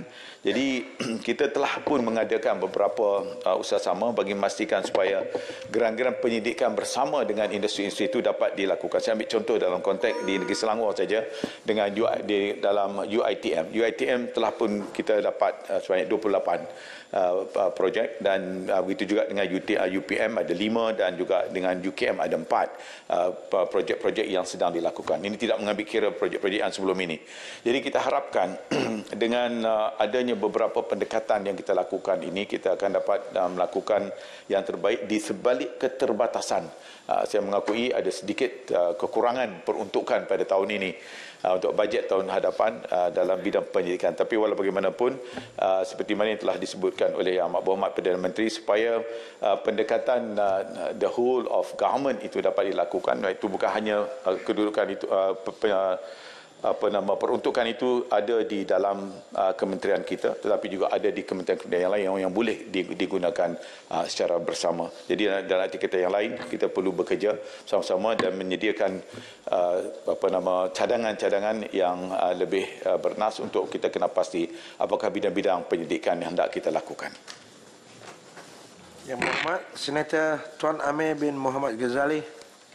Assalamualaikum warahmatullahi wabarakatuh. Soalan saya nombor 7.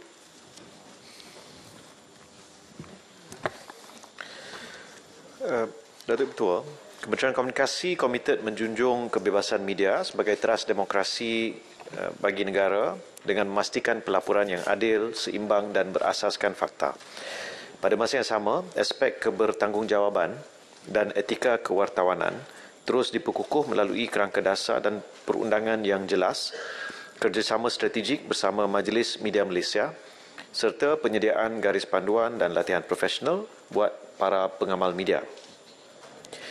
Sehubungan itu, kerajaan telah menubuhkan Majlis Media Malaysia melalui Akta Majlis Media Malaysia 2025 atau Akta 868 yang berkuat kuasa 14 Jun 2025.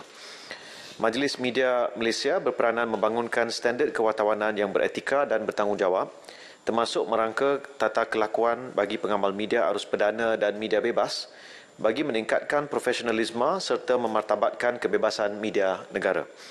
Dalam menghadapi ekosistem digital yang semakin terbuka, kerajaan turut memperkukuh ketelusan dan penyampaian maklumat berasaskan fakta melalui saluran rasmi yang pantas dan boleh dipercayai, di samping mempergiat usaha menangani penyebaran maklumat tidak sahih bagi memastikan integriti kewartawanan terus terpelihara. Pengamal media juga bertanggungjawab memastikan ketepatan, kesahihan dan integriti kandungan yang disiarkan. Keperluan ini diperkukuh melalui pemerkasaan Kod Etika Wartawan Malaysia tahun 2024 yang memberi penekanan terhadap cabaran pelaporan digital termasuk penularan berita palsu dan manipulasi kandungan berasaskan kecerdasan buatan atau AI, selaras dengan prinsip verifikasi sumber, keadilan laporan serta pemisahan jelas antara fakta dan pandangan pribadi. Sekian, terima kasih. Terima kasih Yang Berhormat Menteri. Soalan tambahan, di dalam media sosial pada hari ini ada garis kabur di antara membenteras fitnah dengan menyekat kritikan.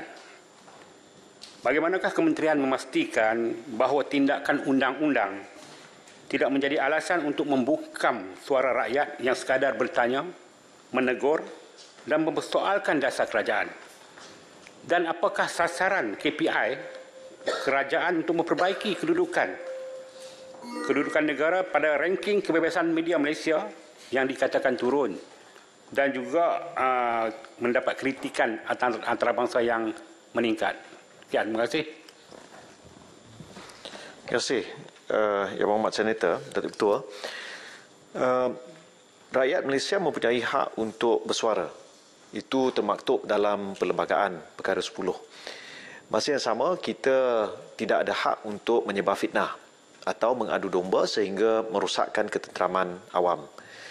Maka ada beberapa perkara yang menjadi batas, bukan hanya dari segi adab tata susila, tapi berasaskan apa yang kita sebut sebagai 3R ataupun perihal perkauman, agama dan raja-raja. Maka selagi mana perkara itu tidak dilanggar, maka rakyat dan orang awam dalam media sosial bebas untuk dikritik. Malah sikap Yang Amat Berhormat Perdana Menteri adalah lebih terbuka. Saya bagi contoh, ada kes seorang pelukis, kartunis, pereka grafik Fahmi Reza yang baru ini dipanggil atas alasan akibat daripada kenyataan yang beliau buat terhadap Perdana Menteri, dan Perdana Menteri menyatakan terbuka untuk dikritik, tak menjadi masalah. Tapi sekiranya menyentuh perihal kaum, agama, raja-raja, maka ada batas-batasnya. Ya. Jadi bahasa yang sama berkait dengan indeks kebebasan media yang Berhormat Senator sentuh tadi. Saya telah pada tahun 2023 menjemput pihak Reporters Without Borders dengan izin, ataupun Reporters Sans Frontières dari Perancis. Mereka ada pengkalan di Hong Kong, dan mereka telah, wakil RSF telah menjelaskan bahawa indeks itu adalah bersikap relatif.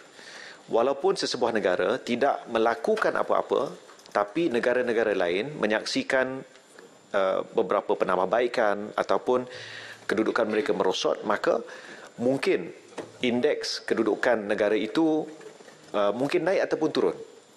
Ya, jadi buktinya pada tahun 2023, dalam bulan-bulan pertama saya menggalas tanggungjawab dan kerajaan madani dibentuk, kita belum melakukan apa-apa perkara, tapi kedudukan kita meningkat. Perkara yang sama berlaku pada tahun berikutnya, tiba-tiba kedudukan kita merudum. Walaupun tidak ada kes seperti di setengah negara, wartawan dipukul, dibunuh, ditangkap, dihumban ke dalam penjara, undang-undang yang tertentu dihasilkan. Malah dalam pertemuan ketua-ketua pengarang bersama dengan wakil RSF, yang saya saksikan sendiri, teguran diberikan kepada wakil RSF, di mana ketua-ketua pengarang telah bertanya, dari mana kamu dapat angka-angka ini? Kepada siapa kamu serahkan survei untuk menilai apa yang berlaku dalam sesebuah negara? Dan pada waktu itu pihak RSF mengaku kepada ketua-ketua pengarang media arus perdana bahawa pertama, mereka tidak boleh menyatakan siapa yang mengisi borang-borang survei yang dimaksudkan. Kedua, mereka juga mengaku apa yang saya sebut tadi, indeks ini adalah bersifat relatif. Jadi yang penting bagi saya adalah prinsip kebebasan media itu sentiasa bukan hanya dipegang tapi dimartabatkan. Dan masa depan bagi pengamal media dalam era kecerdasan buatan ini amat merisaukan. Pesan saya, dan insya-Allah pada petang ini saya akan umumkan satu apa yang disebut sebagai dana inovasi media bernilai 30 juta ringgit untuk wartawan dan organisasi media memanfaatkan teknologi terbaru supaya organisasi media tidak perlu membuang pekerja-pekerja mereka. Jadi ini antara usaha pihak kerajaan untuk pastikan kebebasan media sentiasa terjamin. Kedua, industri media itu sendiri mampan dan mampu berdaya tahan dalam menghadapi gelombang perubahan yang sedang melanda seluruh dunia, termasuk melalui media sosial. Terima kasih. Muhammad, Senator Ahmad, Datuk Ahmad. Terima kasih Datuk Yang Di-Pertua. Terima kasih Menteri atas jawapan tersebut. Memandangkan terdapat kes mahkamah melibatkan Yang Mulia Sultanah Terengganu terhadap Claire O'Castle about Brown. Can you ask something? The case tu dah settle kah? I know. Kalau that's sub judice. That's a bit long because it's related to... Maaf. Do I proceed?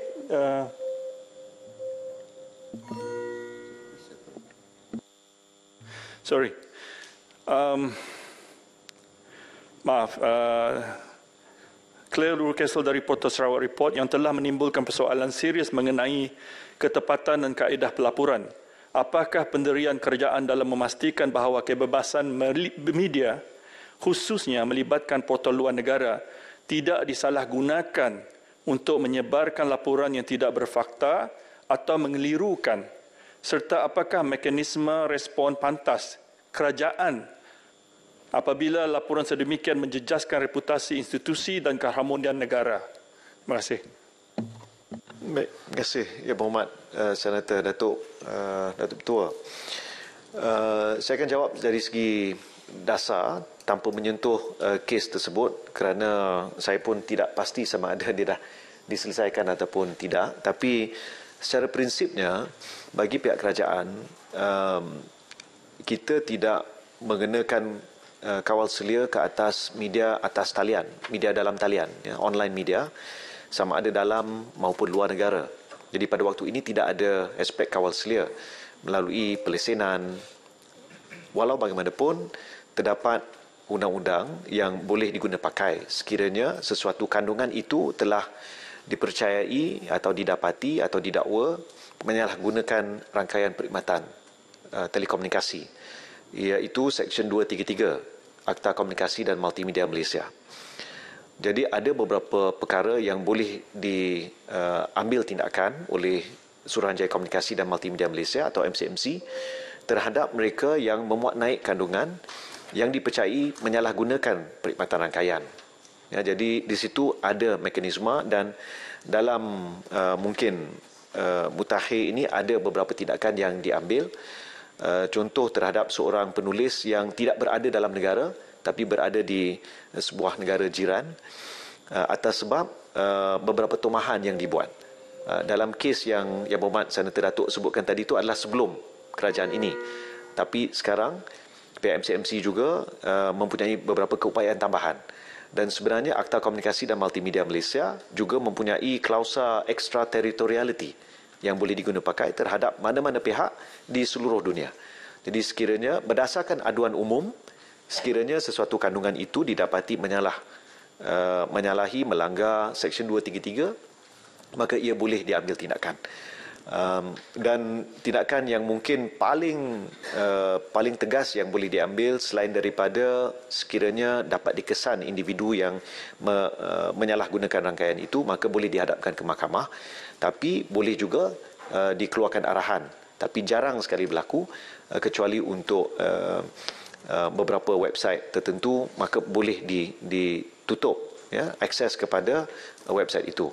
Waktu ini hampir ke semua website yang diarah tutup aksesnya berkait dengan judi, pornografi dan perkara-perkara yang melanggar undang-undang dalam negara kita. Tapi bukan untuk aspek media setakat ini. Ini dasar kerajaan. Senator Datuk Seri Dr. Mujahid. Bangun pagi bersarapan, hati datang dengan penuh harapan. Soalan saya nombor 8, sila beri jawapan. Itu cara buat pantun je. Spontan ya. Bismillahirrahmanirrahim. Yang Berhormat Datuk Ketua, sahabat saya Datuk Mujahid, KDN, melalui Polis Diraja Malaysia sentiasa memantau ancaman ekstremis serta penyalahgunaan media sosial. Ancaman ekstremis politik ini merujuk kepada pegangan ideologi yang melampau, tidak toleran terhadap perbezaan serta cenderung kepada tindakan yang boleh menggugat keselamatan dan kehamburan negara. Dalam konteks penjawab awam, bentuk ancaman ini yang berhormat termasuk pertama menyebarkan bahan-bahan kebencian kaum dan agama melalui sosial media atau aplikasi pesanan. Menyokong ideologi radikal yang bertentangan dengan prinsip rukun negara dan perlembagaan dan menggunakan kedudukan dalam kerajaan untuk menyebarkan fahaman politik atau agama secara ekstrim. Jadi sekiranya melibatkan pejabat awam, tindakan-tindakan boleh diambil di bawah peruntukan undang-undang sedia ada, termasuklah di bawah Akta Hasutan 1948. Ini bagi kes-kes yang melibatkan hasutan perkauman ataupun keagamaan. Juga Akta Komunikasi dan Multimedia 1998 Seksyen 233. Ini bagi penggunaan media sosial yang menghantar komunikasi jela palsu atau menggugut. Juga boleh diambil di bawah Kanun Kesiasaan Seksyen 505. Ini bagi kenyataan-kenyataan yang berpotensi untuk menggugat ketenteraman awam. Dan tentunya sebagai pejabat awam tertakluk pada peraturan pejabat awam, itu kelakuan dan tata tertib 1993, membolehkan tindakan tata tertib terhadap pejabat awam, termasuk amaran, gantung kerja atau buang kerja. Saya rasa pejabat awam faham peraturan ini. Maknanya secara keseluruhan, kementerian dan kerajaan tidak kompromi dengan mana-mana tindakan yang boleh menimbulkan pemusuhan antara kaum, menjejaskan hubungan antara agama atau menggugat keselamatan negara, termasuk jika ia melibatkan pejabat awam. Semua tindakan akan diambil berasaskan undang-undang dan prosedur tata tertib yang buka kuasa. Ini bagi pastikan isu-isu integriti, profesionalisme perkhidmatan awam kekal terpelihara dan negara diberikan keutamaan. Terima kasih. Soalan tambahan, Tuan Speaker. Kita tahu di dalam menguatkuasakan undang-undang seperti yang dijelaskan, kaedah al-wiqayah khairun min al-ilaj. Prevention is better than cure. Dengan teknologi yang ada hari ini, iaitu kecerdasan buatan ataupun AI, kita mampu membaca pattern, kita mampu membaca algoritma dia. Kita juga mampu untuk mengenal pasti apa kenyataan-kenyataan ataupun website ataupun tempat yang dia pergi. Apakah pihak kementerian menggunakan kaedah ini untuk mencegah sebelum sesuatu perkara itu menjadi parah? Dalam konteks soalan saya, iaitu pahaman ekstremisme di kalangan penjawat awam. Terima kasih, Tuan Speaker. Tuan Ketua, kita sangat memahami dengan perubahan yang berlaku dan cabaran ketika ini, terutama dengan pendekatan penggunaan teknologi. Ada kes-kes melibatkan penyebaran fitnah dan sebagainya tidak menggunakan server dalam negara, tidak melibatkan penggunaan di luar negara, dan ini cabaran-cabaran yang dihadapi. Bagi menangani isu ini, maka kementerian dan PDRFT sentiasa meningkatkan keupayaan untuk memantapkan keupayaan kepegawaian dan penggunaan teknologi. Ini yang ditekankan. Cuma mungkin saya boleh sebut bahawa KDN sendiri, dia bagi menangani isu ini, Yang Berhormat, melalui PDRM, kita akan mengambil tindakan terhadap individu berdasarkan undang-undang yang ada, tanpa mengira status individu sama ada pejabat awam atau bukan pejabat awam. Mana dari segi undang-undang, Yang Berhormat, melihat pada perubahan ini, kita juga sentiasa melihat keperluan sama ada pindaan dan sebagainya untuk mendapati cabaran yang sudah begitu beza. Ini satu. Jadi yang pentingnya, saya nak sebut bahawa kawalan terhadap tingkah laku dan sebarang pelibatan politik pejabat awam tertakluk kepada peraturan-peraturan yang dikeluarkan oleh agensi pusat, itu Jabatan Perkhidmatan Awam. Contohnya sebagai surat edaran resmi yang dikeluarkan oleh Ketua Pengarah Jabatan Perkhidmatan Awam pada 23 Julai 2025 yang melarang pejabat awam mengerti aktiviti politik dan sebagainya. Apapun, kita sentiasa meningkatkan keupayaan kita, meningkatkan kepakaran teknologi untuk menghadapi perubahan ini, dan yang pentingnya kementerian dan PDRM kekal mengambil apa juga tindakan berdasarkan undang-undang dan peraturan yang ada. Terima kasih. Soalan tambahan untuk Yang Bertua. Terima kasih. Yang Berhormat Menteri, ekstrim ni kalau di peringkat internasional biasanya direlatekan dengan unsur keganasan radikal maupun ancaman bersenjata dan lain-lain. Saya mohon supaya ada istilah yang clear daripada KDN. Ekstrim politik di kalangan pegawai. Maksudnya macam mana yang dikatakan ekstrim politik tu?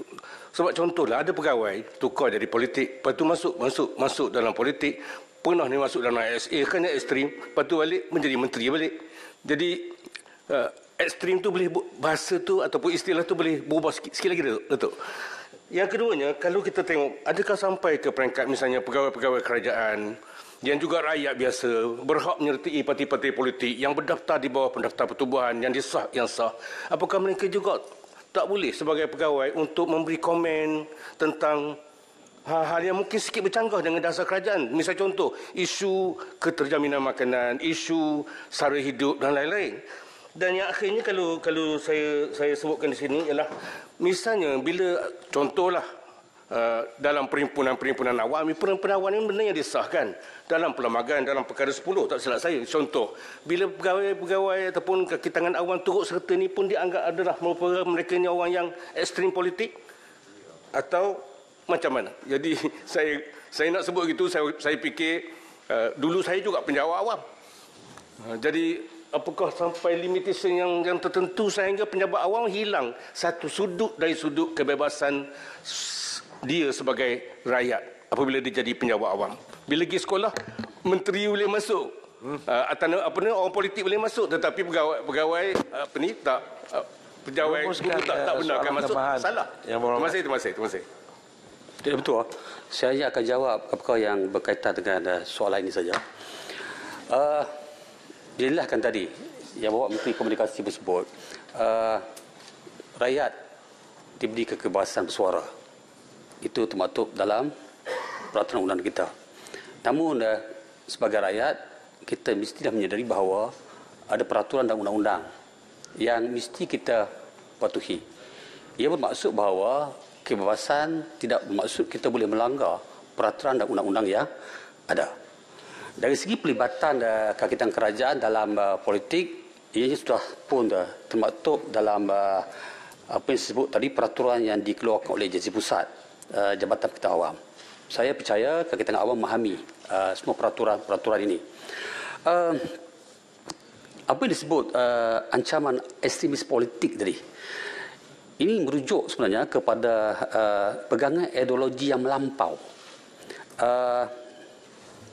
Contohnya tidak toleran kepada perbezaan atau cenderung kepada tindakan-tindakan yang boleh menggugat keselamatan dan keharmonian negara.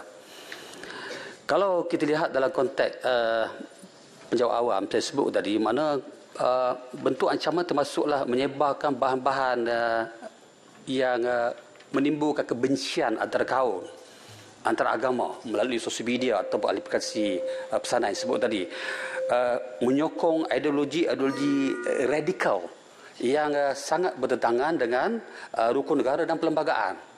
Ini tafsirannya. Termasuklah kita guna pula kedudukan sebagai penjawat awam untuk menyebarkan fahaman-fahaman yang ekstrim yang menyalahi peraturan-peraturan dan undang-undang negara. Sekali lagi saya sebut bahawa kita negara yang mengamalkan kebebasan bersuara untuk mengeluarkan apa juga pandangan, tetapi kita harus ingat bahawa kita tertakluk pada peraturan dan undang-undang yang ada. Kebebasan tidak bermakna kita boleh melanggar apa juga peraturan yang ada. Terima kasih.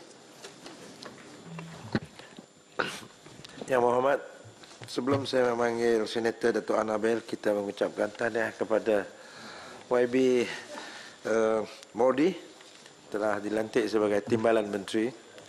Dipersilakan Senator Datuk Annabel. Terima kasih Datuk Yang Dipertua. Soalan saya nombor 9. Terima kasih Datuk Speaker. Terima kasih juga untuk penghargaan yang diberikan.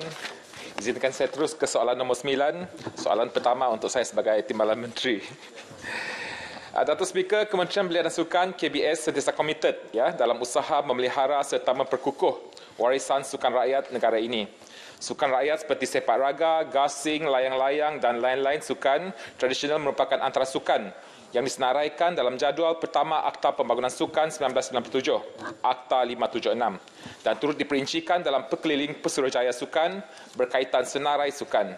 Jadi pembangunan sukan rakyat ini dapat dilaksanakan dengan lebih meluas melalui penubuhan badan sukan yang didaftarkan di bawah Akta 576 yang berperanan menganjurkan, mengurus dan mempromosi sukan rakyat kepada pelbagai lapisan masyarakat serta memastikan penglibatan belia dalam mengekalkan warisan budaya sukan tradisional Malaysia.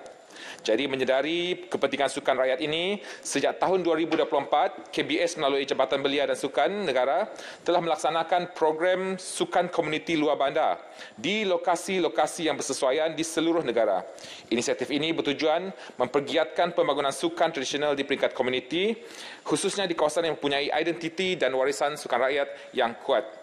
Pada tahun 2025, program ini merangkumi penganjuran pelbagai acara sukan tradisional seperti sepak raga bulatan, dam, gasing dan tarik tali, di samping sukan konvensional seperti sepak takraw, memanah, olahraga dan petong. Jadi sejak penganjuran pada tahun 2024, program ini telah berjaya menarik penyertaan lebih 15,000 orang, sekaligus menunjukkan minat dan sokongan yang masih kukuh terhadap sukan tradisional. Malah di peringkat ASEAN, khususnya melalui kerjasama ASEAN-China turut membincangkan inisiatif pertukaran dan pemulihan sukan dan permainan tradisional, bertujuan mengekalkan warisan budaya tidak ketara melalui sukan. KBS juga yakin bahawa melalui usaha berterusan dan kerjasama antara komuniti, pihak berkuasa tempatan serta persatuan sukan tradisional akan terus berkembang dan menjadi tarikan utama dalam aktiviti komuniti. Usaha ini bukan sahaja memelihara warisan budaya, tetapi juga memastikan generasi muda terus mengenali, menghargai dan meneruskan legasi sukan rakyat Malaysia. Sekian, terima kasih. Soalan tambahan. Sebelum itu, syabas dan tahniah sekali lagi kepada Timbalan Menteri Belia Sukan yang baru dilantik atas jawapan yang begitu padu dan komprehensif. Soalan tambahan saya, adakah pihak Kementerian Belia dan Sukan mempunyai perancangan masa depan untuk mengangkat sukan rakyat ke bentuk bersih digital atau e-sukan untuk supaya sukan ini lebih relevan dan tidak ditelan dek zaman? Terima kasih.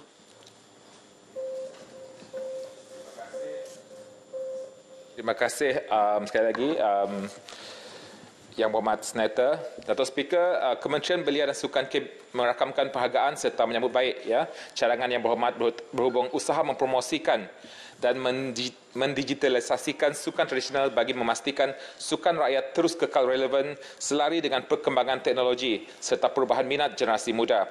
Sebahagian itu, Kementerian melihat potensi pendigitalan ini dan mengadaptasi sukan rakyat ke dalam bentuk digital atau e-sukan sebagai salah satu pendekatan strategik jangka panjang. Jadi antara inisiatif utama yang sedang dirancang ialah cadangan pelaksanaan Liga Sukan Tradisional bermula tahun 2026 yang akan dianjurkan di peringkat negeri dan seterusnya diperluaskan di peringkat kebangsaan.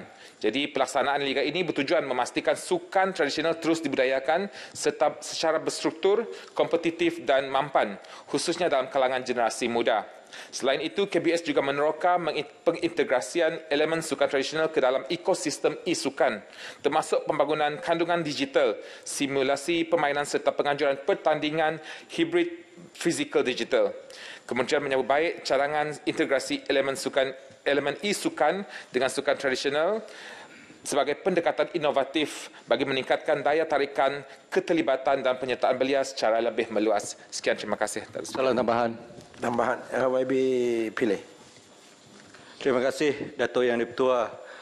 Syabas dan tahniah kepada Yang Berhormat Modi atas pelantikan sebagai Timbalan Menteri Sukan.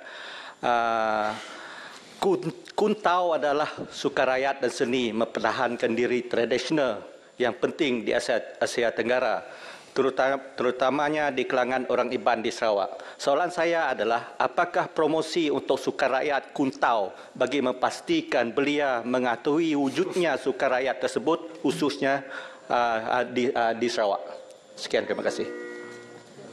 Terima kasih YB Senator. Datuk Speaker, untuk makluman, kita di Sabah dan Sarawak, kita juga ada program khas untuk sukan pribumi yang dilaksanakan melalui dana sukan komuniti seperti yang dihadiri seperti yang pernah diadakan di Sandakan baru-baru ini. Jadi ini antara pendekatan yang kita adakan bagi mendekati ataupun mengangkat sukan-sukan tradisional di negeri Sabah dan Sarawak. Ya, Kungtau ya, Kungtau. Itu adalah antara sukan tradisional. Sekian, terima kasih. Soalan yang terakhir untuk sesi jawab lisan pada kali ini adalah sekarang kita menjemput Senator Tuan Azhar. Terima kasih Yang di-Pertua. Soalan saya nombor 10. Terima kasih, Dr. Terima kasih, Yang Berhormat Senator. Kementerian Komunikasi melalui Suruhanjaya Komunikasi dan Multimedia Malaysia atau MCMC sentiasa memantau pematuhan pemberi perkhidmatan termasuk Astro terhadap keperluan ketelusan maklumat dan kejelasan kontrak seperti yang digariskan di bawah Kod Amalan Am Pengguna 2022 atau GCC. Ini meliputi kewajipan untuk memaklumkan pengguna mengenai semua terma dan syarat kontrak termasuk tanggungjawab yang perlu dipatuhi serta implikasi sekiranya berlaku pelanggaran kontrak. Pemberi perkhidmatan yang gagal mematuhi GCC boleh dikenakan tindakan di bawah Seksyen 242 Akta Komunikasi dan Multimedia 1998 yang memperuntukkan denda sehingga RM1 juta atau penjara sehingga 5 tahun atau kedua-duanya sekali. Pengguna juga bertanggungjawab untuk membuat pertimbangan yang teliti dan berinformasi sebelum melanggan sesuatu perkhidmatan. Pengguna hendaklah memahami sepenuhnya perkhidmatan yang ditawarkan termasuk terma kontrak seperti tempoh komitmen, had penggunaan, charge tambahan, liputan perkhidmatan di kawasan masing-masing serta maklumat sokongan pelanggan. Pengguna juga perlu menyedari implikasi yang mungkin timbul sekiranya berlaku pelanggaran kontrak termasuk menamatkan kontrak awal sebagai contoh. Berhubung isu penggunaan siaran komersial oleh peniaga kecil, Astro menawarkan dua jenis pakej utama langganan iaitu pakej komersial yang direka bagi premis perniagaan dengan hak tontonan awam dan pakej kediaman yang hanya untuk tujuan tontonan peribadi di rumah. Larangan penggunaan pakej kediaman di premis komersial turut diperinci dalam klausa 3.7 terma dan syarat Astro Residential. Sebarang proses tindakan undang-undang dalam perkara ini merupakan keputusan komersial berdasarkan terma kontrak antara pemberi perkhidmatan dan pelanggan. Dalam konteks ini, peranan MCMC adalah untuk memastikan pemberi perkhidmatan menyampaikan maklumat dengan jelas dan telus agar pelanggan memahami tanggungjawab mereka sebelum bersetuju dengan sesuatu kontrak. MCMC akan terus memastikan pematuhan Astro melalui pemantauan berkala dan seterusnya mengarahkan Astro untuk memperkukuh komunikasi pelanggan termasuk penyampaian pemakluman larangan tayangan awam secara lebih jelas dan dalam bahasa yang mudah difahami, bukan bahasa peguam ya, bahasa yang mudah difahami di semua saluran rasmi. Sekian, terima kasih.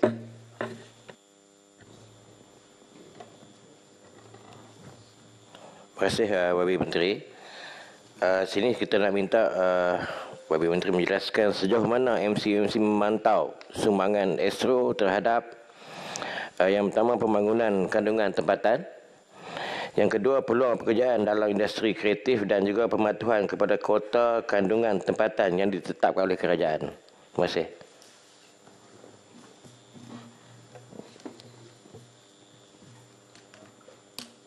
Terima kasih, Dr. Yang Berhormat Senator, ini sebenarnya berbeza daripada soalan asal kerana soalan asal berkait dengan kontrak. Ini adalah lebih kepada isu kandungan. Walau bagaimanapun, sukacita saya maklumkan bahawa sebenarnya bagi badan-badan penyiaran yang menerima lesen siaran penyiaran melalui dari MCMC, kita tidak lagi menetapkan kuota sekiranya lesen itu adalah lesen yang baru. Ya, jadi tidak lagi ada kuota. Perkara ini timbul, Datuk Ketua, waktu perbincangan mengenai perjanjian perdagangan timbal balik tarif ya, ART antara Amerika Syarikat dan Malaysia. Tidak ada, saya ingin jelaskan, kuota itu bagi lesen-lesen yang baru. Dari segi kuota ataupun dari segi penghasilan kandungan tempatan, Astro, saya tidak ada angkanya, tapi nanti saya insya-Allah akan susuli dengan jawapan bertulis untuk Yang Berhormat Senator. Terima kasih. Ahli yang sudah sesi jawab lisan. Aturan Urusan Mesyuarat dan Usul-Usul DR40 2025, Rang Undang-Undang Perbadanan Kemajuan Filem Nasional Malaysia Pindaan 2025, bacaan kali yang kedua. Dipersilakan Yang Berhormat Menteri. Tuan Ketua, saya mohon mencadangkan supaya Rang Undang-Undang Perbadanan Kemajuan Filem Nasional Malaysia Pindaan 2025 dibacakan untuk kali kedua sekarang. Datuk Ketua, sebelum saya mulakan, saya ingin mengalu-alukan kehadiran para seniman dan karyawan bidang industri perfilman dan juga ahli lembaga perbadanan FINAS. Mereka yang banyak terlibat dalam pelbagai filem-filem dari sekian lama yang menceritakan kisah perihal kehidupan dalam negara kita dan dengan izin gives us enjoyment, Datuk Ketua. Jadi atas sebab itu kepada ahli-ahli yang berhormat yang inginkan tiket filem, saya minta maaf saya tak boleh bagi. Tapi saya galakkan ahli-ahli yang berhormat untuk luangkan masa untuk pergi menonton filem, terutama filem buatan tempatan. Datuk Ketua, penggubalan Akta Perbadanan Kemajuan Filem Nasional Malaysia 1981 atau Akta 244 pada tahun 1981 adalah bertujuan untuk mengadakan peruntukan bagi penubuhan Perbadanan Kemajuan Filem Nasional Malaysia atau FINAS yang berperanan untuk menggalak, memelihara dan memudahkan kemajuan perusahaan perfilman di Malaysia. Di bawah Akta 244 terdapat peruntukan yang berkaitan dengan penubuhan, urusan pentadbiran, pengurusan keuangan, pelesenan, penguatkuasaan dan undang-undang bagi aktiviti industri perfilman di Malaysia. Kerangka pelesenan dan penguatkuasaan di bawah Akta 244 melibatkan aktiviti seperti berikut. Pertama, pengeluaran filem atau production. Segala aktiviti yang berhubung dengan mengeluar atau memproses filem atau merekod atau menyalin pita video untuk dilihat oleh orang ramai atau mana-mana golongan orang ramai. Kedua, pengedaran filem atau distribution, termasuk menyewa dan meminjamkan filem untuk keuntungan atau selainnya, mengimport atau mengedarkan filem-filem yang dikeluarkan di luar negeri dan mengedarkan filem yang dikeluarkan dalam negeri. Dan ketiga, pameran filem atau exhibition, iaitu tayangan filem untuk dilihat oleh orang ramai atau mana-mana golongan orang ramai. Semenjak dikuatkuasakan pada 1 Mei 1981, Akta 244 telah dipinda sebanyak 2 kali, iaitu pada 15 September 1984 dan 1 April 2013. Secara amnya, industri perfilman negara kini berada pada fasa transisi yang signifikan dan sedang melalui perubahan yang pesat selari dengan perkembangan teknologi baru. Justru, keadaan ini menuntut penyelarasan semula kerangka perundangan agar ia kekal relevan dan progresif. Semakan semula dan cadangan pindaan kepada Akta 244 adalah bertujuan antara lain supaya kandungan peruntukannya selari dengan inovasi teknologi di dalam industri perfilman pada masa kini dengan mengambil kira kesannya kepada aktiviti-aktiviti utama yang dikawal selia oleh FINAS serta membentuk kawal selia yang lebih menyeluruh dan memastikan tahap pematuhan tinggi oleh penggiat industri perfilman. Melalui pindaan kepada Akta 244, peraturan dan perundangan subsidiari di bawah akta ini akan turut dipinda bagi memastikan keselarasan dasar serta pelaksanaannya dapat menyokong hala tuju dan visi FINAS sebagai peneraju industri perfilman negara serta pemangkin kepada pembangunan kandungan kreatif tempatan. Bagi memperkukuh peranan FINAS sebagai agensi utama kerajaan dalam menggalak, memelihara dan memudahkan industri perfilman negara, pindaan ini juga bertujuan memastikan struktur perundangan sedia ada dapat diselaras dengan keperluan semasa industri dan bersifat dengan izin teknologi neutral, iaitu suatu pendekatan dasar yang membenarkan kuasa pasaran untuk menentukan teknologi terbaik tanpa memihak kepada mana-mana teknologi spesifik agar dapat mempromosikan inovasi dan persaingan. Dalam konteks industri perfilman, platform yang terlibat ialah kategori video on demand atau VOD yang merujuk kepada platform penstreaman video termasuk platform luar negara seperti Netflix, View, Hulu, YouTube Kids, Disney Plus Hotstar, Amazon Prime, iQIYI, AHA, serta platform dalam negara seperti Astrogo, Tonton, iFlix, Suka dan Durio Plus. Walau bagaimanapun, penyedia perkhidmatan OTT VOD ini masih dikecualikan dari keperluan pelesenan.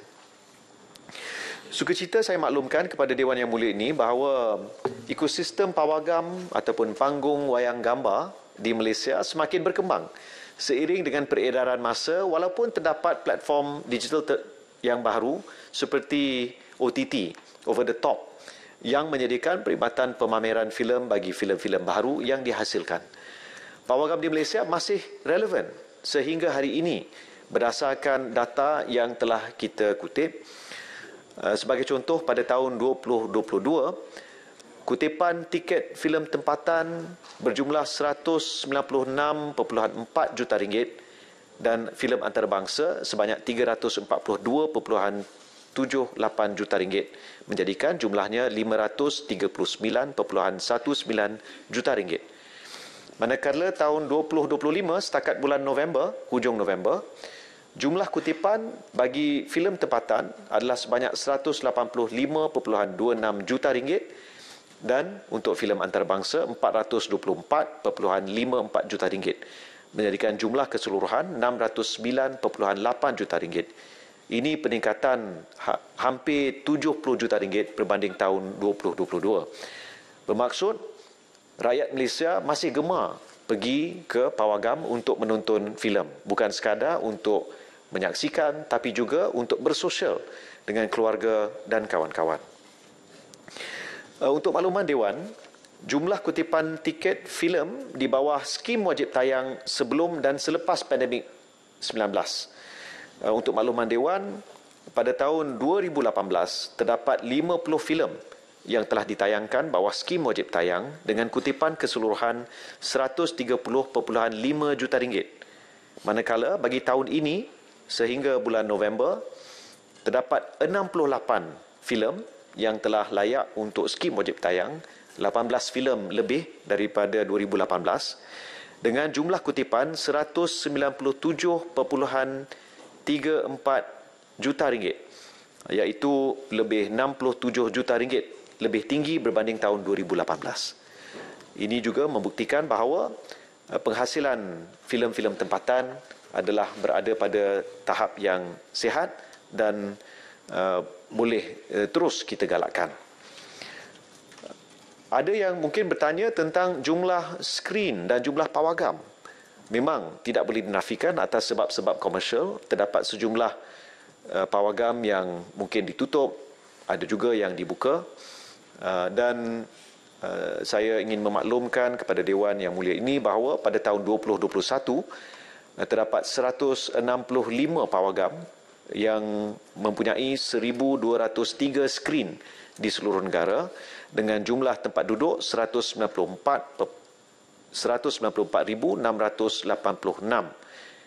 Malangnya pada tahun 2025 jumlah pawagam telah menyusut ke 154 dengan jumlah skrin 1,161 dan jumlah tempat duduk berkurangan ke 173,789.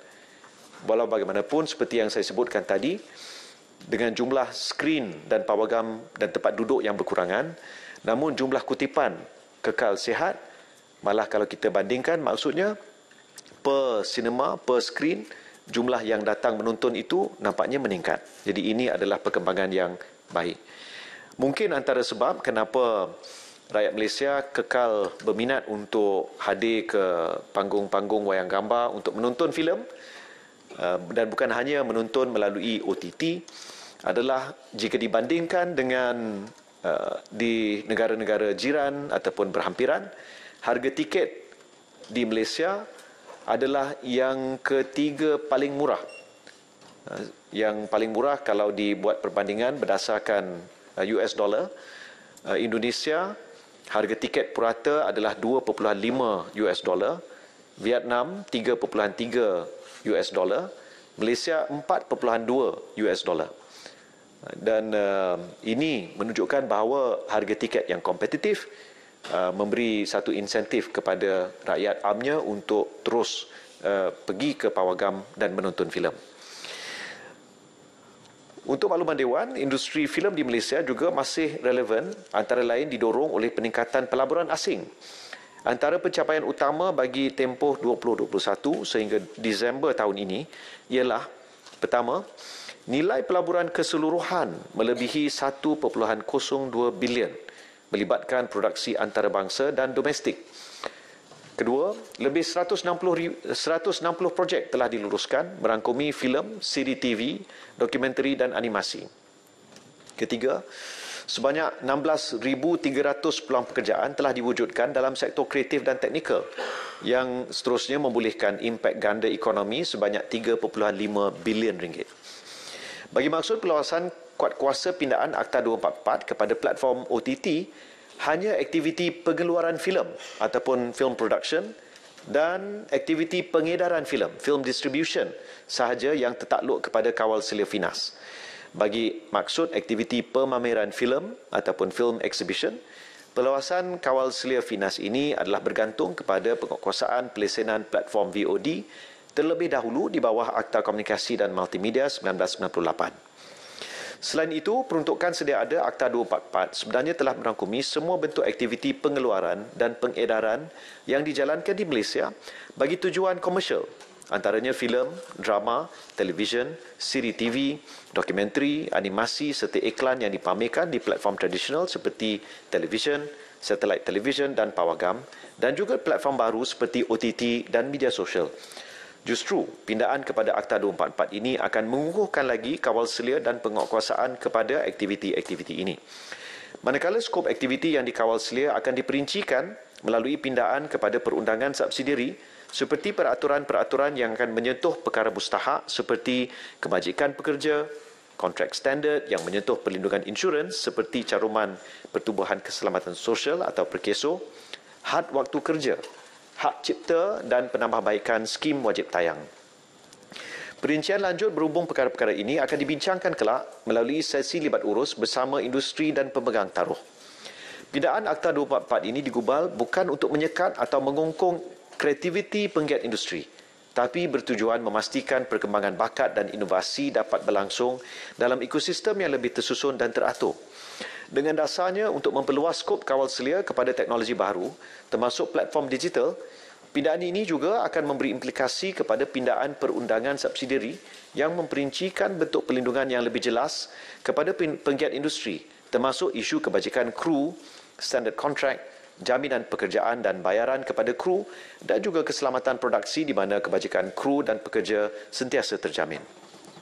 Puan Ketua, Rang Undang-Undang Perbadanan Kemajuan Filem Nasional Malaysia Pindaan 2025 mengandungi 19 fasal seperti yang diperincikan dalam salinan Rang Undang-Undang dengan izin Blue Bill yang telah diedarkan kepada semua ahli-ahli yang berhormat. Secara keseluruhannya, pindaan dalam Akta 244 melibatkan pindaan kepada peruntukan sedia ada bagi tujuan penambahbaikan, pengenalan peruntukan baru dan pindaan berbangkit kepada pengenalan peruntukan baru dan pindaan kepada peruntukan sedia ada. Pindaan-pindaan ini merangkumi aspek seperti berikut. Pertama, pembangunan industri. Kedua, good governance atau penambahbaikan tadbir urus. Dan ketiga, pemantapan fungsi dan penguatkuasaan. Bagi maksud pembangunan industri, fasal yang berkaitan adalah fasal 4 iaitu pindaan kepada Seksyen 6 bertujuan bagi meluaskan kuasa perbadanan untuk menyediakan